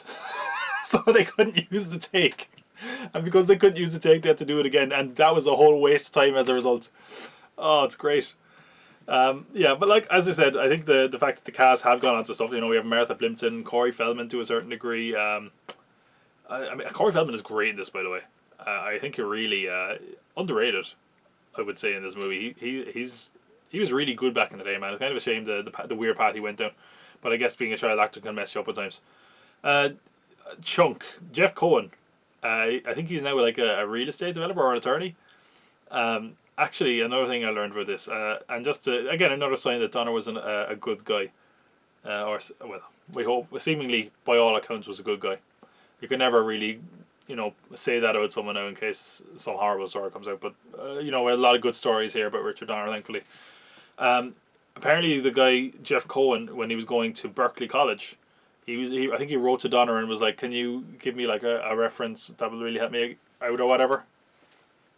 And Richard Donner just paid for his whole college, which is so nice, you know, that he had contact with these kids and that he kept in touch with them to a certain degree. It was just really sweet. And you know, there was always talk of a Goonies sequel. I don't think we're ever going to get a Goonies sequel now. Maybe we'll get a TV series in some form. Who knows? I'm sure it'll go to HBO Max. But it's just a very nice thing about that. But it's a movie that really just, kids are going to love University, because I think it does feel like something kids would do. And I don't think there's many movies that are actually like that, you know. And I think in that way it is, for me, the ultimate kids movie. Even though it can be a bit slow and weird and dark. And it is dark. I want to say as well, I love the Fratellis and Sloth. Like, the Fratellis are just entertaining. Mama Fratelli especially. Oh my god, she's a beast. But she's really entertaining. I love the scene where they're like interrogating Chunk. And he's just crying and he's like, I'm starting to like this kid, Ma. I just love it. But there's also, when I say like it's dark and they would never make this as a kid's film today, how about the moment where a dead body falls on top of the kids, like, or there's one, oh my god, I laugh at this so hard. I always feel so bad for laughing at it, but I don't know why it's funny. I think it's just a performance. I'm going to hell for laughing at this again. Sloth, who is our massive, lovable, malformed man. At one point, he confronts Mom Fratelli, and he's like, ugh! And Mom Fratelli's like, I only dropped you once. Well, maybe twice. it's so dark. I found it so funny, though. I don't know why. But I think as well, one thing I think visually is good about the film is like the boondocks look really drab visually, and then the exploration scenes is very colourful and exciting. And I think it a good way of doing that to just show how exciting this adventure was compared to their regular life. To save the Goondocks, though, was good. And it's just a very nice ending where it's all the people are making up. It's very sweet, very saccharine, but it works. And Richard Donner actually has a cameo at the end. I think he's one of the guards coming up on a jeep maybe, but he is in there somewhere. I want to talk about another film, then. I won't be talking about this one as long, because this is a film that came out the same year as Goonies. A film I'd never seen, and now a film I can say I've never completed, is Ladyhawke. This came out the same year as Goonies, which is crazy to me. And it's a film that a lot of people love. It's on Disney Plus if you want to check it out, or at least it is here in Ireland and probably a lot of Europe. A lot of people love this one. I saw a lot of people talking about this in the wake of his death. It's kind of this fantasy film with Matthew Broderick. And it's also got Rutger Hauer and Michelle Pfeiffer. And it just didn't work for me. And I'm not sure exactly why. Now, I'm not the biggest fantasy person. Sometimes, like, if something's too fantastical, I just don't really get into it. But I started on board with this movie. I think visually it's very good. The cinematography is gorgeous. They did a lot of location scouting for this. I think a lot of it's like castles in Italy and stuff. And it looked gorgeous. And the basic kind of story, I think, is like there's this prisoner who escapes from the bishop's dungeon and he's being hunted down. And that is played by Matthew Broderick, who's got an English accent, which, man, why'd you... Not a good choice to give him an English accent or cast him in this movie. He's not very good. I don't know what it was about this film, but to me, I just couldn't get through it. I know some people really like it. It just wasn't to my sensibilities, and it really did feel like the movie couldn't tell if it wanted to be like a contemporary take on the fantasy film, or like a throwback to old fantasy. Like, it really felt like the movie was always on the verge of like bursting out into modern references. Like, the music is a bit more current. It feels like it's going to be a comedy but never makes jokes. It just felt like it was almost like going to be a parody but never was. And it kind of felt very cheap to me in that regard as well. But yeah, it wasn't a massive success. It came out the same year as Goonies. And I never really even knew about it until he passed. But yeah, I couldn't get through it. It's one of those films of his that I'm not going to go on and on about. I probably will do that with some of the other ones. And I will do it about the next one I'm going to discuss about. So, he followed up Ladyhawke with Lethal Weapon. I want to talk about that series kind of as a whole. He always found the time to make a film in between the Lethal Weapon sequels as well. Sometimes more than one in the case of 3 and 4. He made films like Maverick and Assassins. I'm not going to talk about those. I haven't seen them. I heard they're only okay. Again, look, the guy wasn't perfect. The guy didn't have an amazing track for everything. But like when you look at his filmography, the amount of amazing films he made that endured is crazy. Like, and how varied they are. Like, I'm still shocked at the guy who made The Omen, made The Goonies, made Lethal Weapon, and made Superman. It's like, it's crazy when you look at the variety there, But in between the Lethal Weapon and Lethal Weapon 2, he made a little film called Scrooged. This is another one I didn't watch back in preparation for this, because you can't watch Scrooge in July, can you? I can't wait to watch it this December, though. If you've never seen Scrooged, this was a Christmas film that was a twist on A Christmas Carol starring Bill Murray. Now, after the success of Ghostbusters in 1984, Bill Murray was a little bit overwhelmed. He didn't do a lot of acting. He basically lived in Paris and considered quitting acting. He did a few small parts. I think he made his own personal project that was a total flop and failure. And maybe he did a voice role or two. But he didn't do a lot of acting. But in 1988 for Scrooge, he took up the role of Frank Cross, who is this cynical TV executive haunted by, of course, 3 spirits on Christmas Eve, while his TV station is trying to put on their own version of Christmas Carol.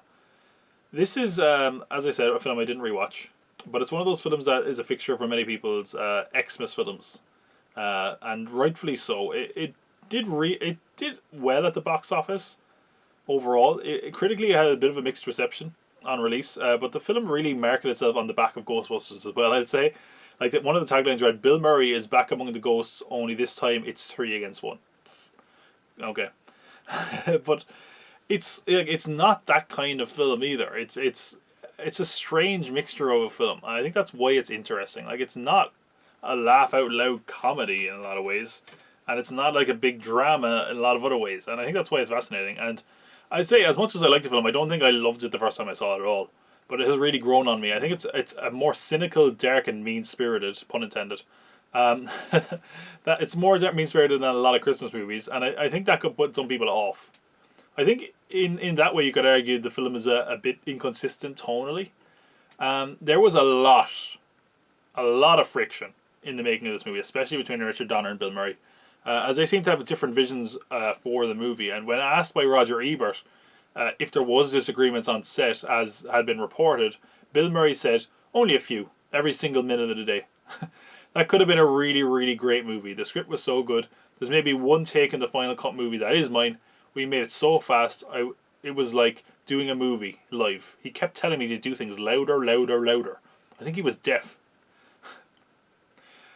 Who knows who was in the right here, but Bill Murray does have like the reputation of being a pain in the ass to work with at times. But at the same point, this is probably the most outwardly comedic of Richard Donner's films, at least off the top of my head. Certainly of the renowned films we're going to talk about. It feels in general, though, that the production on the film just was a mess. For example, the amazing final scene. I love that final monologue so much. Gave me goosebumps when I watched it back earlier. Apparently, like, it was way more manic and ad-lib than it was meant to be. Like, there was a whole script version, and they were like, how do we do this? And Bill Murray just kind of went on a ramble, and then the crew broke out into applause and loved it. But I think that kind of ad-libbing and that kind of really added to the authenticity of that. It does feel like it's off the cuff, and I think that's what makes it even more powerful, in my opinion. So, it was something that worked better. The writers, though, in general, insist that only about 40% of the film's script made it into the film, according to one of the writers. Richard Donner just didn't understand comedy, that's what they said, and he omitted a lot of the film's subtle humour. Murray mentioned that a lot of the film content never made it to the movie. He said it was a big, long, sloppy movie, and he hated the experience. He was miserable, apparently, for the whole thing. Donner hadn't worked with an improvisational comedian before, like Murray, and he said you don't direct Bill Murray, you pull him back. So, it's not, it feels like a real mismatch, but it still resulted in a very good film. He says, I don't think Murray would have liked the way he described him there, first of all, but as cordial and nice as Donner is. And generally, he did say that Bill Murray was a great talent as well. And apparently, like, they got on really well at the start. Like, he was like, in condition of them both working together, they went for a drink, and he was like, yeah, he's a great guy. I don't know what went wrong. But Donner was probably like more by the rest of the cast and crew, because, and this is such a legend move. I actually heard it before, but I forgot about it until now. But apparently, right, this was I think I said it came out in 1988. I think 1987 was when they were filming, December 87, and they were slated to shoot through Christmas, including Christmas Day. And he went to Paramount and he was like, hey, can we get Christmas Day off? Because, we have a cast and crew here. I'm sure they'll love to spend it with their families. And they were like, nope, we're working through Christmas. That's what the schedule says. So Richard Donner, when they were finished shooting on Christmas Eve, fired everyone so they could spend Christmas with their family and rehire them on December 26th. What a king move. That's just such a nice thing to do. B, like, taking the heat from the studio, no doubt. And also it's pretty clever. I never would have thought of that. Because what if you just fire them and then they're like, oh, actually you don't have hiring power. Oh, sorry. But yeah, the fact that the movie came together at all is pretty impressive. I like Murray's performance in this. He comes off as like a real sarcastic asshole. I'm a Bill Murray fan in general. And I think he kind of plays a little bit against type here. He's way more sinister and worse than a lot of his other characters. Maybe he was method. I don't know. Maybe that's the real Bill Murray. But you also just buy his transformation as a result. But he is funny, but also really hateable. I think the other highlighting performance I want to touch on is Carol Kane as the Ghost of Christmas Present. she's like got this crazy energetic ghost. It's a lot of fun. She like beats the shit out of Bill Murray, and apparently did so in real life as well, which is awesome. But yeah, I just love the look of the movie as well. The makeup and costuming is really good. I like the kind of twist they gave some of the stuff. One of my favorite kind of segments of the movie is the Ghost of Christmas Future, where they have like this really weird visual style. It's like a nightmare sequence, and they updated the character, so it's like tied in with that TV executive thing where he's got like a TV screen. It's just a really cool thing. It's also just a very meta thing, but I do think they did a good job of updating Scrooge and making it a bit more comedic as well. But actually, you know, I do want to talk about that scene as well, where he meets the Ghost of Christmas Future in an elevator, and he thinks he's the actor from his own version of Christmas Carol. So he opens his cloak, and there's like all these screaming, what looks like souls, like ah.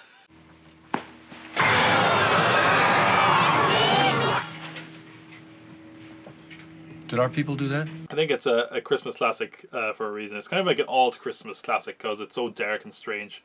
With that being said, it feels like a traditional Christmas movie in some ways. Not in most of the traditional ways, but I would be lying if I said listening to the soliloquy, the monologue from Bill Murray at the end of the movie does not put you in the Christmas spirit. You can't help but do it. As off-kilter as it is, that for me makes it such a Christmas movie. It really, like, I watched it again today, and again, it still has that darkness to it. Like the guy who's keeping this on the air is holding up the booth with a shotgun. Bobcat Goldthwait is, and yeah, he gives this monologue, and I even got goosebumps today watching it. You won't be one of these bastards who says Christmas is once a year and it's a fraud. It's not. It can happen every day. You just gotta want that feeling, and if you like it and you want it, you'll get greedy for it. With that, we'll go into the Lethal Weapon series. 4 films. He directed all of them. And I found it kind of strange because I thought this is one of the films especially I was thinking about when I said at the start that films are, a cumulative effort or whatever. Because Lethal Weapon, to me, is like, it feels almost like a Shane Black film. It's got all the hallmarks of his writing. It's a great film. Like that first film especially, right? Shane Black looked at it like an urban western. I think you can really see that. Like visually, it's kind of got the long silhouettes in the sun, and like it has that kind of style to it, and it really does feel like kind of two like rogue cops taking the law into sort of their own hands. These kind of two gunslingers, and you can see especially in that scene in the desert, where they have the hostage scene. I think you can see the impact there. But originally Shane Black's script was a lot darker. They brought in Jeffrey Boehm, who was pivotal to the rest of the series. I think he wrote the second one, the third one. It might have been a consultant on the fourth one, I can't remember. But he had a lot more humour to the films. And I think, honestly, that was probably something that helped the rest of the series have legs. I think like it probably wouldn't last as long as it did if it was a darker film. I think the comedy really helped us invest in those characters a bit more. So I do think that was probably the right call. I mean, the first film is just a must-watch. It's a really great thriller, and it kind of feels like it's disposable because some of the later films just became kind of ridiculous comedies, but this one is just a good action movie. It doesn't overdo the comedy at all, which you could definitely accuse the later ones of doing. And there's so many things I just love about this movie. I mean, first of all, how annoying is it that Mel Gibson is a piece of shit? Like, he's so fucking good in this movie. And we should have known that he was a crazy asshole because he plays one so well in this. But I mean, Danny Glover is great as Murtaugh, and they have amazing chemistry. I mean, I know it's obvious now, but they do have such a great. I love that scene where they first meet, and he thinks like Riggs is like actually a nutcase putting a gun. Oh, it's great. I just think this is shot after as well that I really like as well. By the way, they're walking through a car park and it's like silhouettes and sirens. It's just the classic. It kind of feels like. There's kind of some noir elements to this. There's some other ones as well where there's like neon signs like reflecting off wet cement, and it just has that classic cop feel to it. I just think it's very well directed visually in that regard. And the framing of it is great as well, you know. It's just really well put together film visually. And again, I think that probably is a testament to Richard Donner. One thing I don't like about the whole series is the soundtrack. They have like this weird wacky jazz sax sounds. And like in the 80s, I'm like, okay, you know, I'm sure it was more. It sounds kind of 80s. It's okay. It's still there in the 90s ones. It's like, get rid of it. It's terrible. It's so annoying. Well, you have some great aerial shots as well, and some stunts that look crazy. Like there's a scene where a helicopter is like ramming a car from above. I'm like, Jesus Christ, that doesn't look safe. But there's some awesome action scenes. Of course, one scene I really love. It's a really minor one where Riggs gets shot with a shotgun through a window, and a car just skids around. I just think it's so cool looking. It's just makes me feel like a dumb kid. I'm like, that's so badass.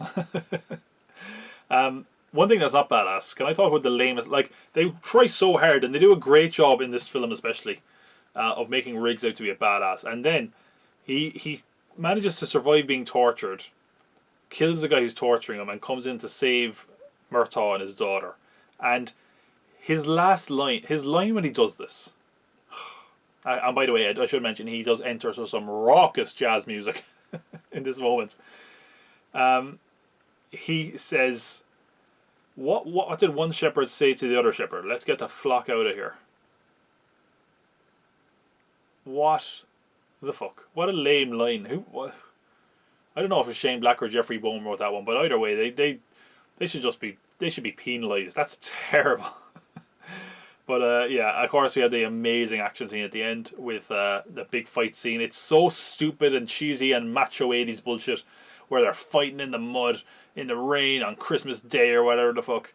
Where it's Gary Busey beating up Mel Gibson, but it's also a really legit looking fight. They apparently got some input from Horior Gracie of the legendary Gracie family for the jiu-jitsu. But it's great, and they have a real bromance, this Riggs and Murtaugh, by the end of the film. And that leads into the second film, which I have to say, like, say what you want about Lethal Weapon series as a whole, the second one is a really, really solid follow-up. Like, I think it's either equal or like a bit of a step down. But it's just really good. Like, I mean, I feel like this to me is like almost like the last of the great 80s action movies, you know? Came out in 1989. And it is a bit cheesier, a bit more comedic. But the thread of the action still feels real and believable in the movie, which I don't think is always the case in some of the sequels. I think they lean more into the comedy and the threat feels neutered as a result. But this one, like, the South Africans, they got their diplomatic immunity. That was a bit more Aussie, but you know what I'm trying to do.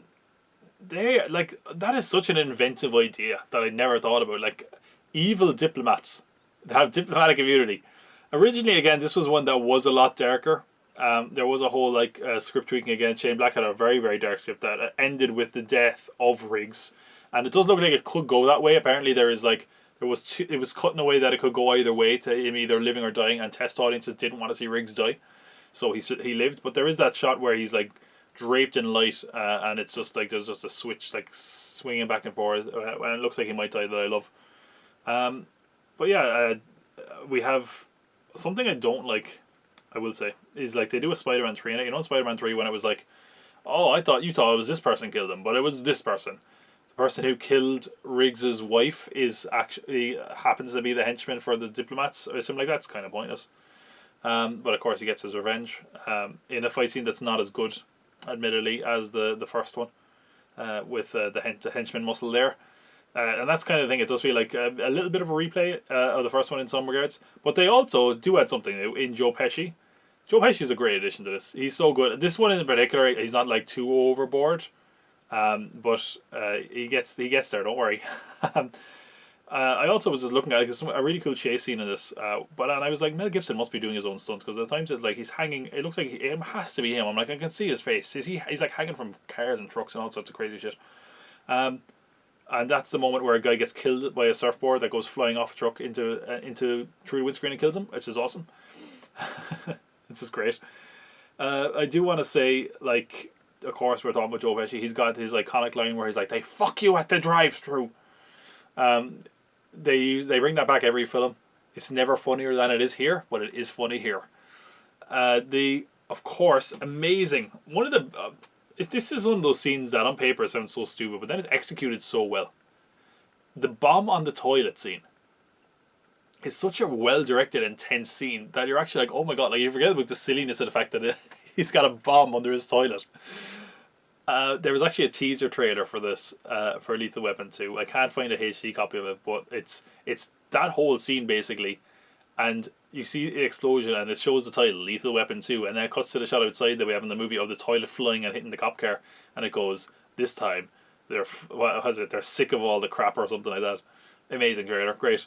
But yeah, it's just a well done scene, and again it has that that kind of do we go on 3 is also a callback that they put in later ones a lot. But that ending is really good. Diplomatic immunity. Diplomatic immunity.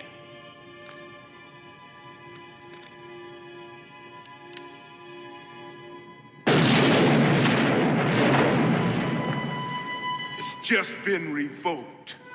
Murtaugh points a gun at him and he just goes like, oh, it's the best delivery of a line ever. He's like, diplomatic immunity, and then Riggs shoots him in the head and goes, it's just been revoked.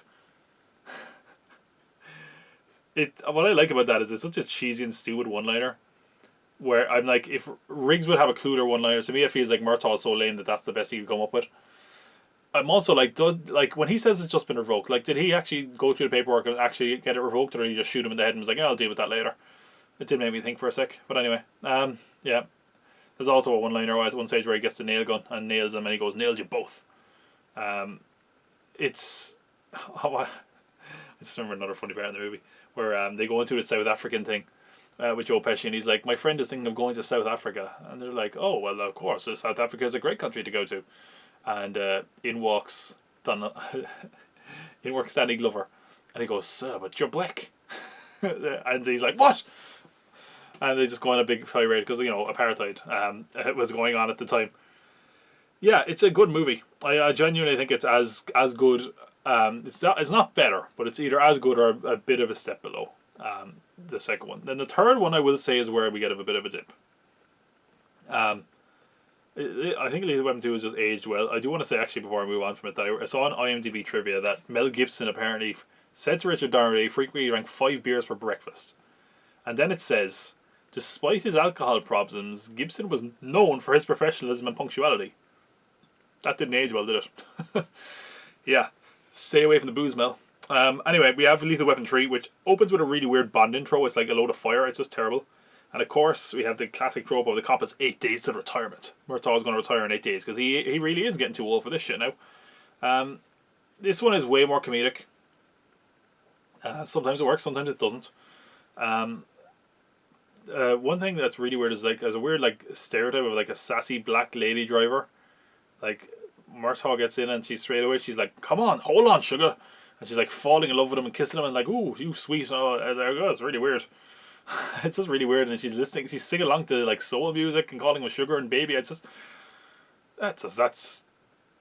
I don't know, is that right? Is that acceptable? It just feels like a bit of a stereotype, but anyway. But yeah, I also love the wholesomeness of the start of the movie where Riggs comes into the Murtaugh house and gives everyone a kiss, including Murtaugh. I just love that. Like, I mean, like that's something that wouldn't have been commonplace that much in the 90s, but I love to see that kind of bromance. What I don't love to see is Joe Pesci, who has given himself slim, shady, bleached hair. And he's given himself an earring. He looks like a bargain bin Billy Idol, I wrote. So there's kind of a really loose theme here of gang warfare being bad. Murtaugh's son is involved with a gangbanger. At one point, Murtaugh shoots his friend's son, who, not realizing it was his son because he was a gangbanger, he had like an automatic gun. One thing I will say here... well, actually, before I say anything, is Rene Russo is Mel Gibson's love interest in this, and she sticks around. It's nice to see Mel Gibson find someone he loves in the movies, find a love interest, and Rene Russo is an okay character. It does mean that you kind of get a bit of a sidelining of Danny Glover at times, and that relationship, and I feel like that kind of is what the movie is missing. But I also feel like as much as the movie is a bit more comedic, they did a really weird thing here, right? Where Donner wanted to make it less story oriented and not focus on the villains, but instead on the relationship between Miggs and Murtaugh. And because of that, he toned down the action.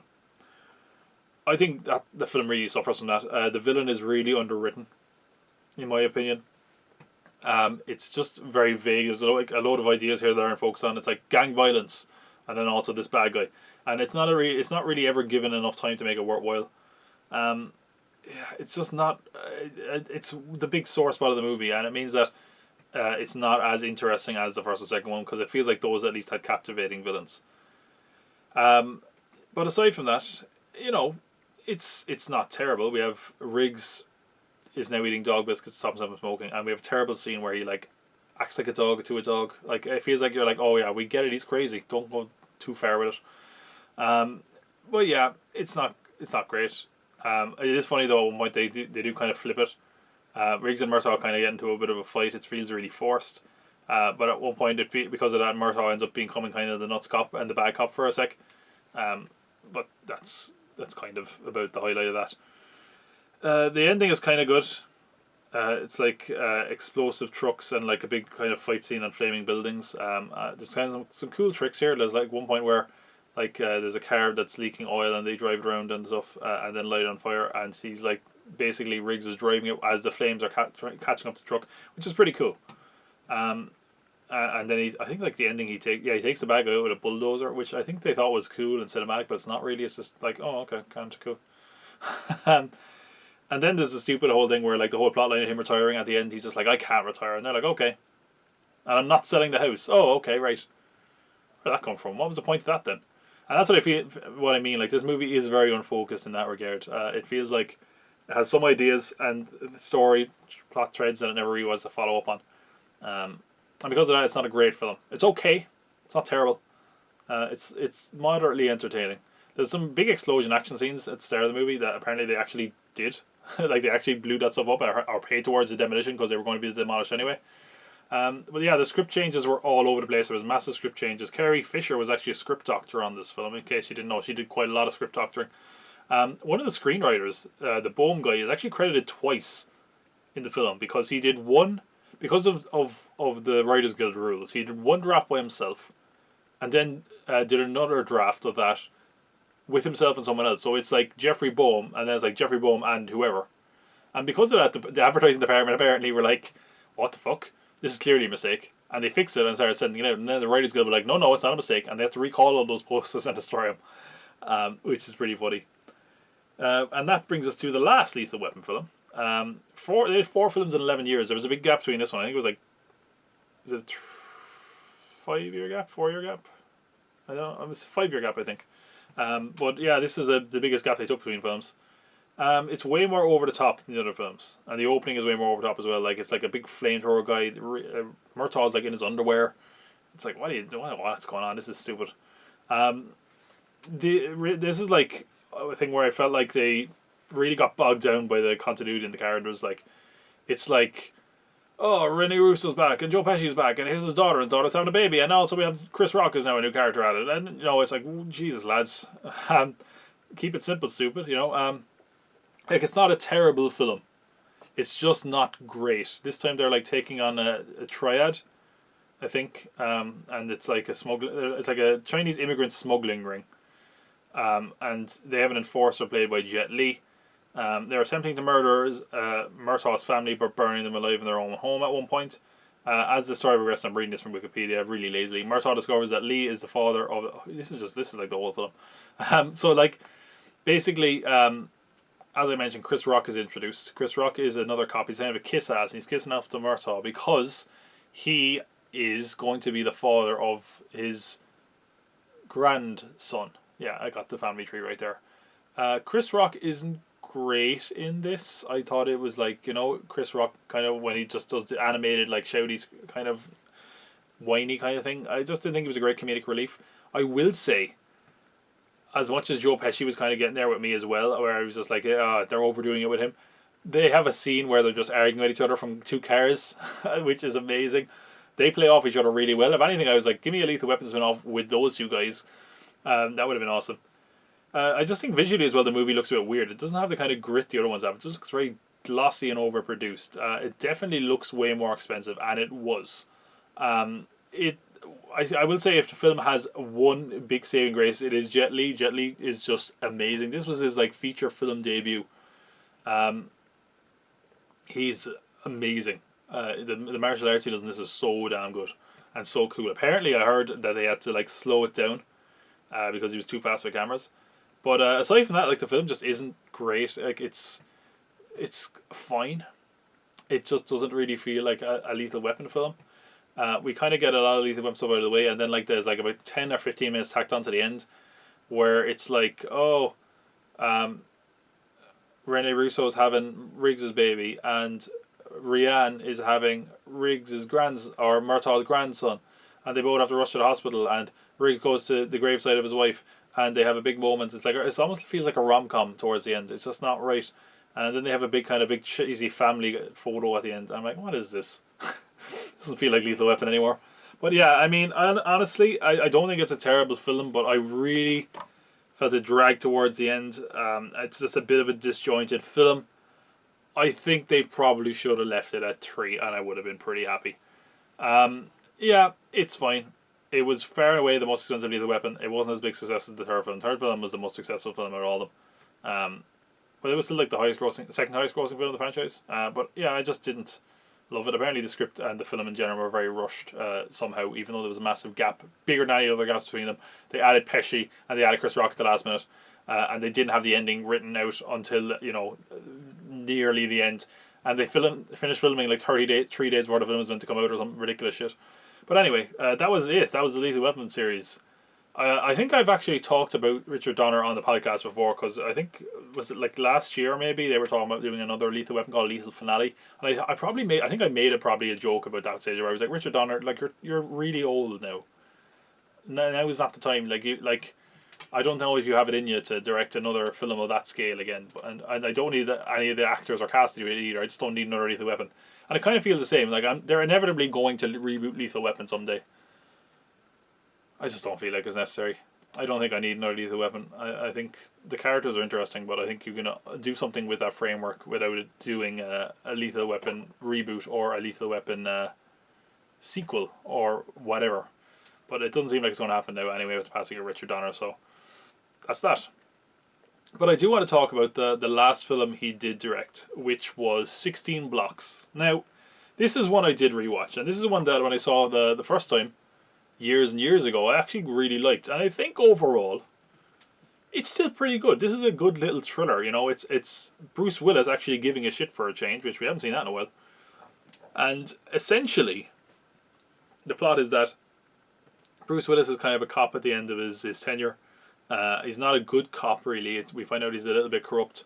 And they have a guy who's going to testify against all these bad cops. And he's tasked with bringing him to a courthouse. But along the way, other cops were going to kill him. And he stops the cops from killing him. That guy is played by Mos Def. And now he's kind of stuck with this guy and has to do the right thing, as it were. I think it's a good thriller. I think it's maybe a little long. It definitely loses a bit of its... I don't know, it loses a lot of momentum in the middle for me. It starts very interesting and then kind of, peters out by the end. But, this is kind of a strange aside. I do think there's some good stuff in it. I think most of it's annoying. I think Bruce Willis is pretty good in it, actually, surprisingly, which is strange now. I think there's actually a really cool shot in it as well, where it looks like... it's like a shot from outside... So Mos Def is in a car, right? I'm going to try to explain this. Mos Def is inside a car, and a cop is going to shoot him, and we get a shot from inside the car, so we just see the window and the guy approaching the car with a gun, and then we see a gunshot and the window shatters and there's blood on it, so we're assuming he shot into the car and shot Mos Def, but then the glass collapses and the person who had the gun collapses, and we see that it was actually Bruce Willis shooting the cop from behind, and the bullet went through the glass and smashed it, and his blood went on the windscreen. It's a really cool shot, really cool fake out shot, but that was kind of like the height of the impressive filmmaking stuff in it. One of the reasons I do want to talk about this, though, is I feel like, and this is a total aside, I feel like this could have been a Die Hard movie, and probably should have been. This came out in 2006. The year after that, we would get Live Free or Die Hard 4.0, where Superman, or not Superman. Well, he pretty much became Superman in that one. Let's be honest. John McClane kind of came back, and Die Hard came back, and it was over the top and ridiculous. I kind of feel like this would have lined up better. I mean, this is a cop in New York who's at the end of his tenure. His hair actually kind of looks like it did in Die Hard with a Vengeance, and I mean, a cop that's kind of dedicated his whole life to it and become jaded and turned on the law a little bit. Maybe people would have had an issue with John McClane being a bad cop a little bit. I can understand that, but Overall, like, I think it really would have lined up well. Having someone being the cop, he's not a super cop. It feels like a natural follow up to 3 as well. And he is kind of locked in an area, like, because it is New York. It feels claustrophobic as much as it's in New York because all the cops are after him and he has to kind of get 16 blocks, which is, of course, where the title comes from. I don't know. He's kind of become the bad guy, but he's trying to do right and redeem himself. And like, he's an alcoholic cop, and I think that would have been more fitting with John McClane. Maybe if you put a bit more action into it and tweak the ending a bit, could have worked. I don't know. That's a random aside, but that was just what popped into my head when I watched this for some reason. And that was the last film Richard Donner would ever direct, unfortunately. And while that would bring us to the end, he did have a film come out after it. In a strange twist of events, in November of 2006, we had 16 blocks in March of 2006, but in November 2006, we had the release of Superman 2. Again, what am I talking about? As I mentioned earlier, Superman and Superman 2 were filmed back to back. Donner did not get to stick around for the release of the second one. So first of all, I want to go into that, and then I'll talk about the film. So, when we had Superman 1 and 2, they were filming back to back. Donner did not get on with one of the producers. He felt he was in over his head, this producer. There was tension about the budget and the film being behind schedule, and Donner insisted he was never given a budget. When he went to finish Superman for its release, Superman 2 was 75% filmed. By that time, Gene Hackman, Ned Beatty, and Valerie Perrine, who played Miss Tessmacher, as I mentioned earlier, had finished their scenes as they were required to finish both films contractually. Superman was released in December 1978. It was a smash hit, and the assumption was that Donner would return for the sequel to finish it off. However, he insisted that if producer Pierre Spengler was there, he would not be. This is the producer he had an issue with. Other producers also insisted now that Brando's scenes could be cut from the sequel, as he was apparently, lazy-ass Brando getting in there again, expected to get nearly 12% of the gross domestic earnings for the film for his performance. And that's why, if you've seen the theatrical cut of Superman 2, there is no Marlon Brando. It's instead Lara, Kal-El's mom, because they did not want to pay Marlon Brando. So they cut him out, basically. Donner was annoyed at this, saying he will make the film his way or not at all. Richard Lester had been hired as a second unit director and took over the shoot of Superman. He was the second unit director on Superman. And it seemingly came down especially to Donner refusing to work with that producer, Pierre Spengler. Lester had very different style to Donner, and he preferred something silly compared to Donner's sort of grandiose mythical take on Superman. But there was other major problems with the sequel as well. Firstly, Gene Hackman, as we mentioned, had filmed all his scenes, and he refused to return out of loyalty to Richard Donner, so stand-ins had to be used. So sometimes you see the back of the head in the theatrical cut. That's not Gene Hackman, most likely. And there's also a sound-alike used a couple of times, apparently. But another issue was that Lester and John Williams got into an argument, and as a result, John Williams didn't score the sequel either. The director's credit was an issue as well. Lester would only get credit if he shot at least 40% of the film. As I said, 75% of the film was done at this point, which meant that he had to shoot a lot more. Which he would end up doing. Apparently, he asked Donner if he wanted credit, and Donner said, "I don't share credit." So there you go. Mainly because of that, they had to shoot some scenes to accommodate not having Gene Hackman, and even refilm some of Donner's scenes at times. But Donner, as I said, did not want his name on the film. And by the end, about 30% of the film, though, is Richard Donner's footage. Anything with Gene Hackman, at least Gene Hackman's face, is Richard Donner footage, which is incredibly weird. So where we went from here is Superman 2 is released. It's received well critically, but it underperforms in comparison to the original. But it's still a big hit comparatively for the times. Some criticise the inclusion of Lester's comedy as undermining Donner's integrity and not being true to Donner's vision. It's kind of weird though as well. There is like reviews that got it wrong. Like someone's like, "Oh well, Lester got a great performance out of Gene Hackman, better than Donner ever did." And you're like, Gene Hackman wasn't on set for Richard Lester, and they never went to the retraction. By the early 2000s, fan campaigns had begun on the internet and letter writing Sarah to go to Warner Brothers asking that Donner be able to complete his cut. One fan even completed an alternate cut using certain extended scenes from TV broadcasts, and he was threatened with legal action. But again, it probably wouldn't have been close to Donner's cut. Donner had a lot of the major character scenes shot when he left, but many of the action scenes, along with a few other minor scenes, still had to be shot. So In 2001, they were storing Superman the movie for DVD, and they open up a vault and they end up finding a load of Superman footage and a load of footage of Superman 2. Warner Brothers approached Donner, but he seems very uninterested. They feel like he kind of felt like he was done with it, the whole thing. Warner Brothers remained interested in completing the project all the same, but there were some legal problems.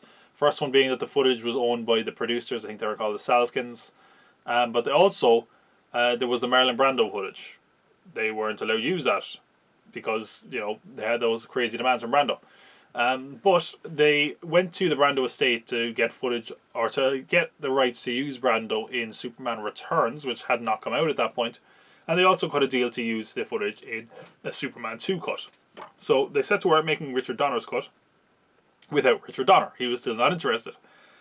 He did not want to be involved, but over time, the editor kind of kept being like, hey, you know, you want to see this, or what do you think of this, blah, blah, blah. And eventually he became more and more involved, even bringing in the original writer, Tom Mankiewicz. It was a massive project that at times involved even cutting footage from the Richard Lester cut that Donner had done.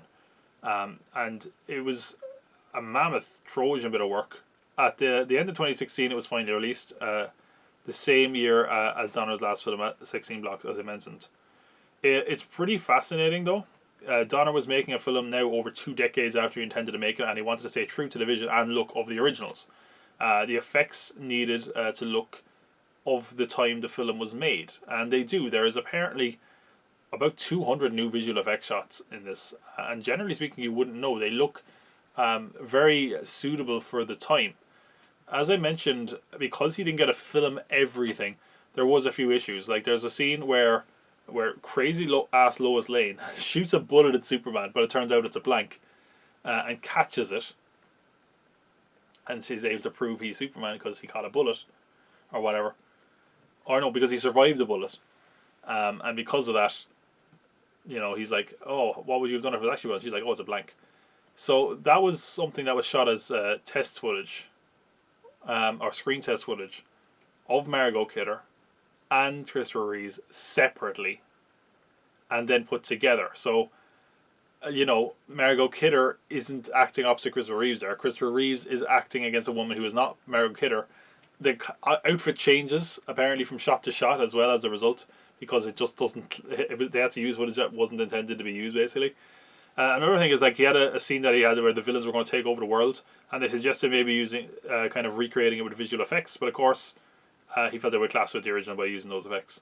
There's also a shot where it's not Christopher Reeves. There's a scene where Christopher Reeves is, like, waving a window, but it's not Christopher Reeves, it's an uncredited actor they used to recreate that shot.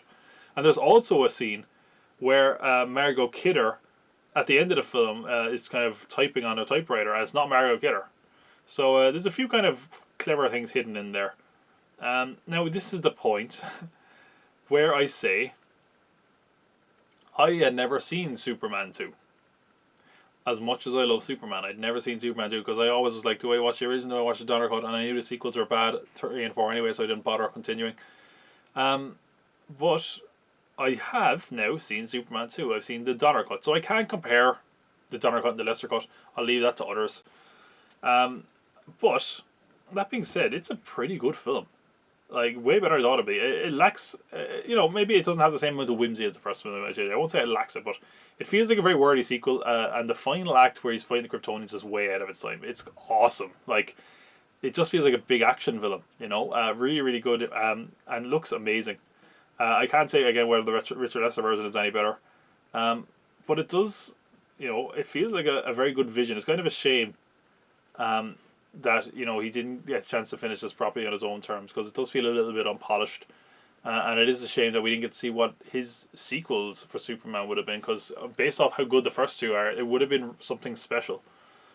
And I also found it weird, the ending of this film is he goes back in time and turns the world around, which also, Superman, this is kind of petty. Like, there's a guy who, like, makes an ass of him in front of Lois Lane when he gives up his powers, and then he, like, goes back and like shows him up again, beats him up slightly to, like, I'm like, oh, okay, but the guy remembers him, so I don't know how the time travel in this movie works.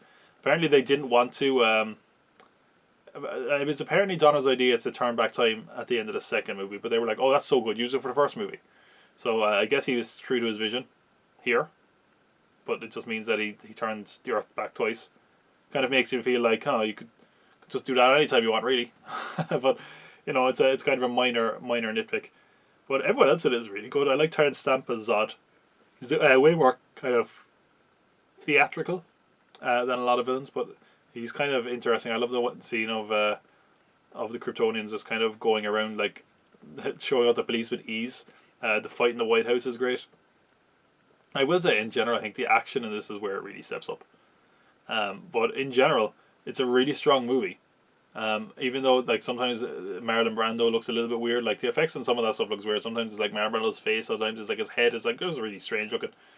But overall, I think it's a really strong film.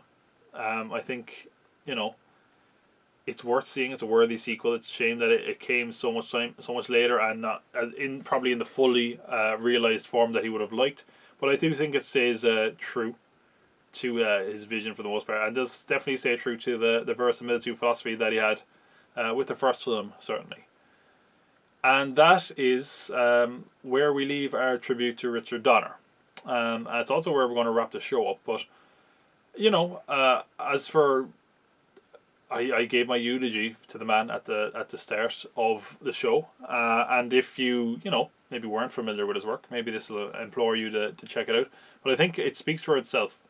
What an amazingly talented, seemingly a nice man as well, even more importantly. But what a varied and impressive library of work he leaves behind. And as I mentioned in the opening, through that he will always live on. So rest in power, Richard Donner. That is our show this week. I'm hoping that we're going to do this more consistently. Hopefully I'll be back in about 2 weeks. Sorry if the show is a little bit longer than normal. But if you did enjoy it, if you did check this out, please like it. If you're watching it on YouTube, please subscribe, because of course we have all sorts of stuff coming up here all the time. If you're listening to this on any podcast platform, please give it a positive review, like, subscribe, all that kind of good stuff. Really would appreciate whatever you can spare as far as a like or a subscription. You can contact me on Twitter at pop_cult_pod, Instagram popcultpod, or email me popcultpod@gmail.com if you want to get in touch with the podcast. Hopefully we'll be back in 2 weeks' time, and I have a feature up my sleeve that I'm hoping to bust in 2 weeks' time as well, unless the episode gets crazy long again, like it probably this week. But we haven't done an episode in a while, so you allow me to indulge myself just a little bit. Alright folks, that's where we leave it this week. Thank you for listening to the Pop Cult Pod. I'm reading your cult leader, Tom Pod, and remember, I can't spell cult without you.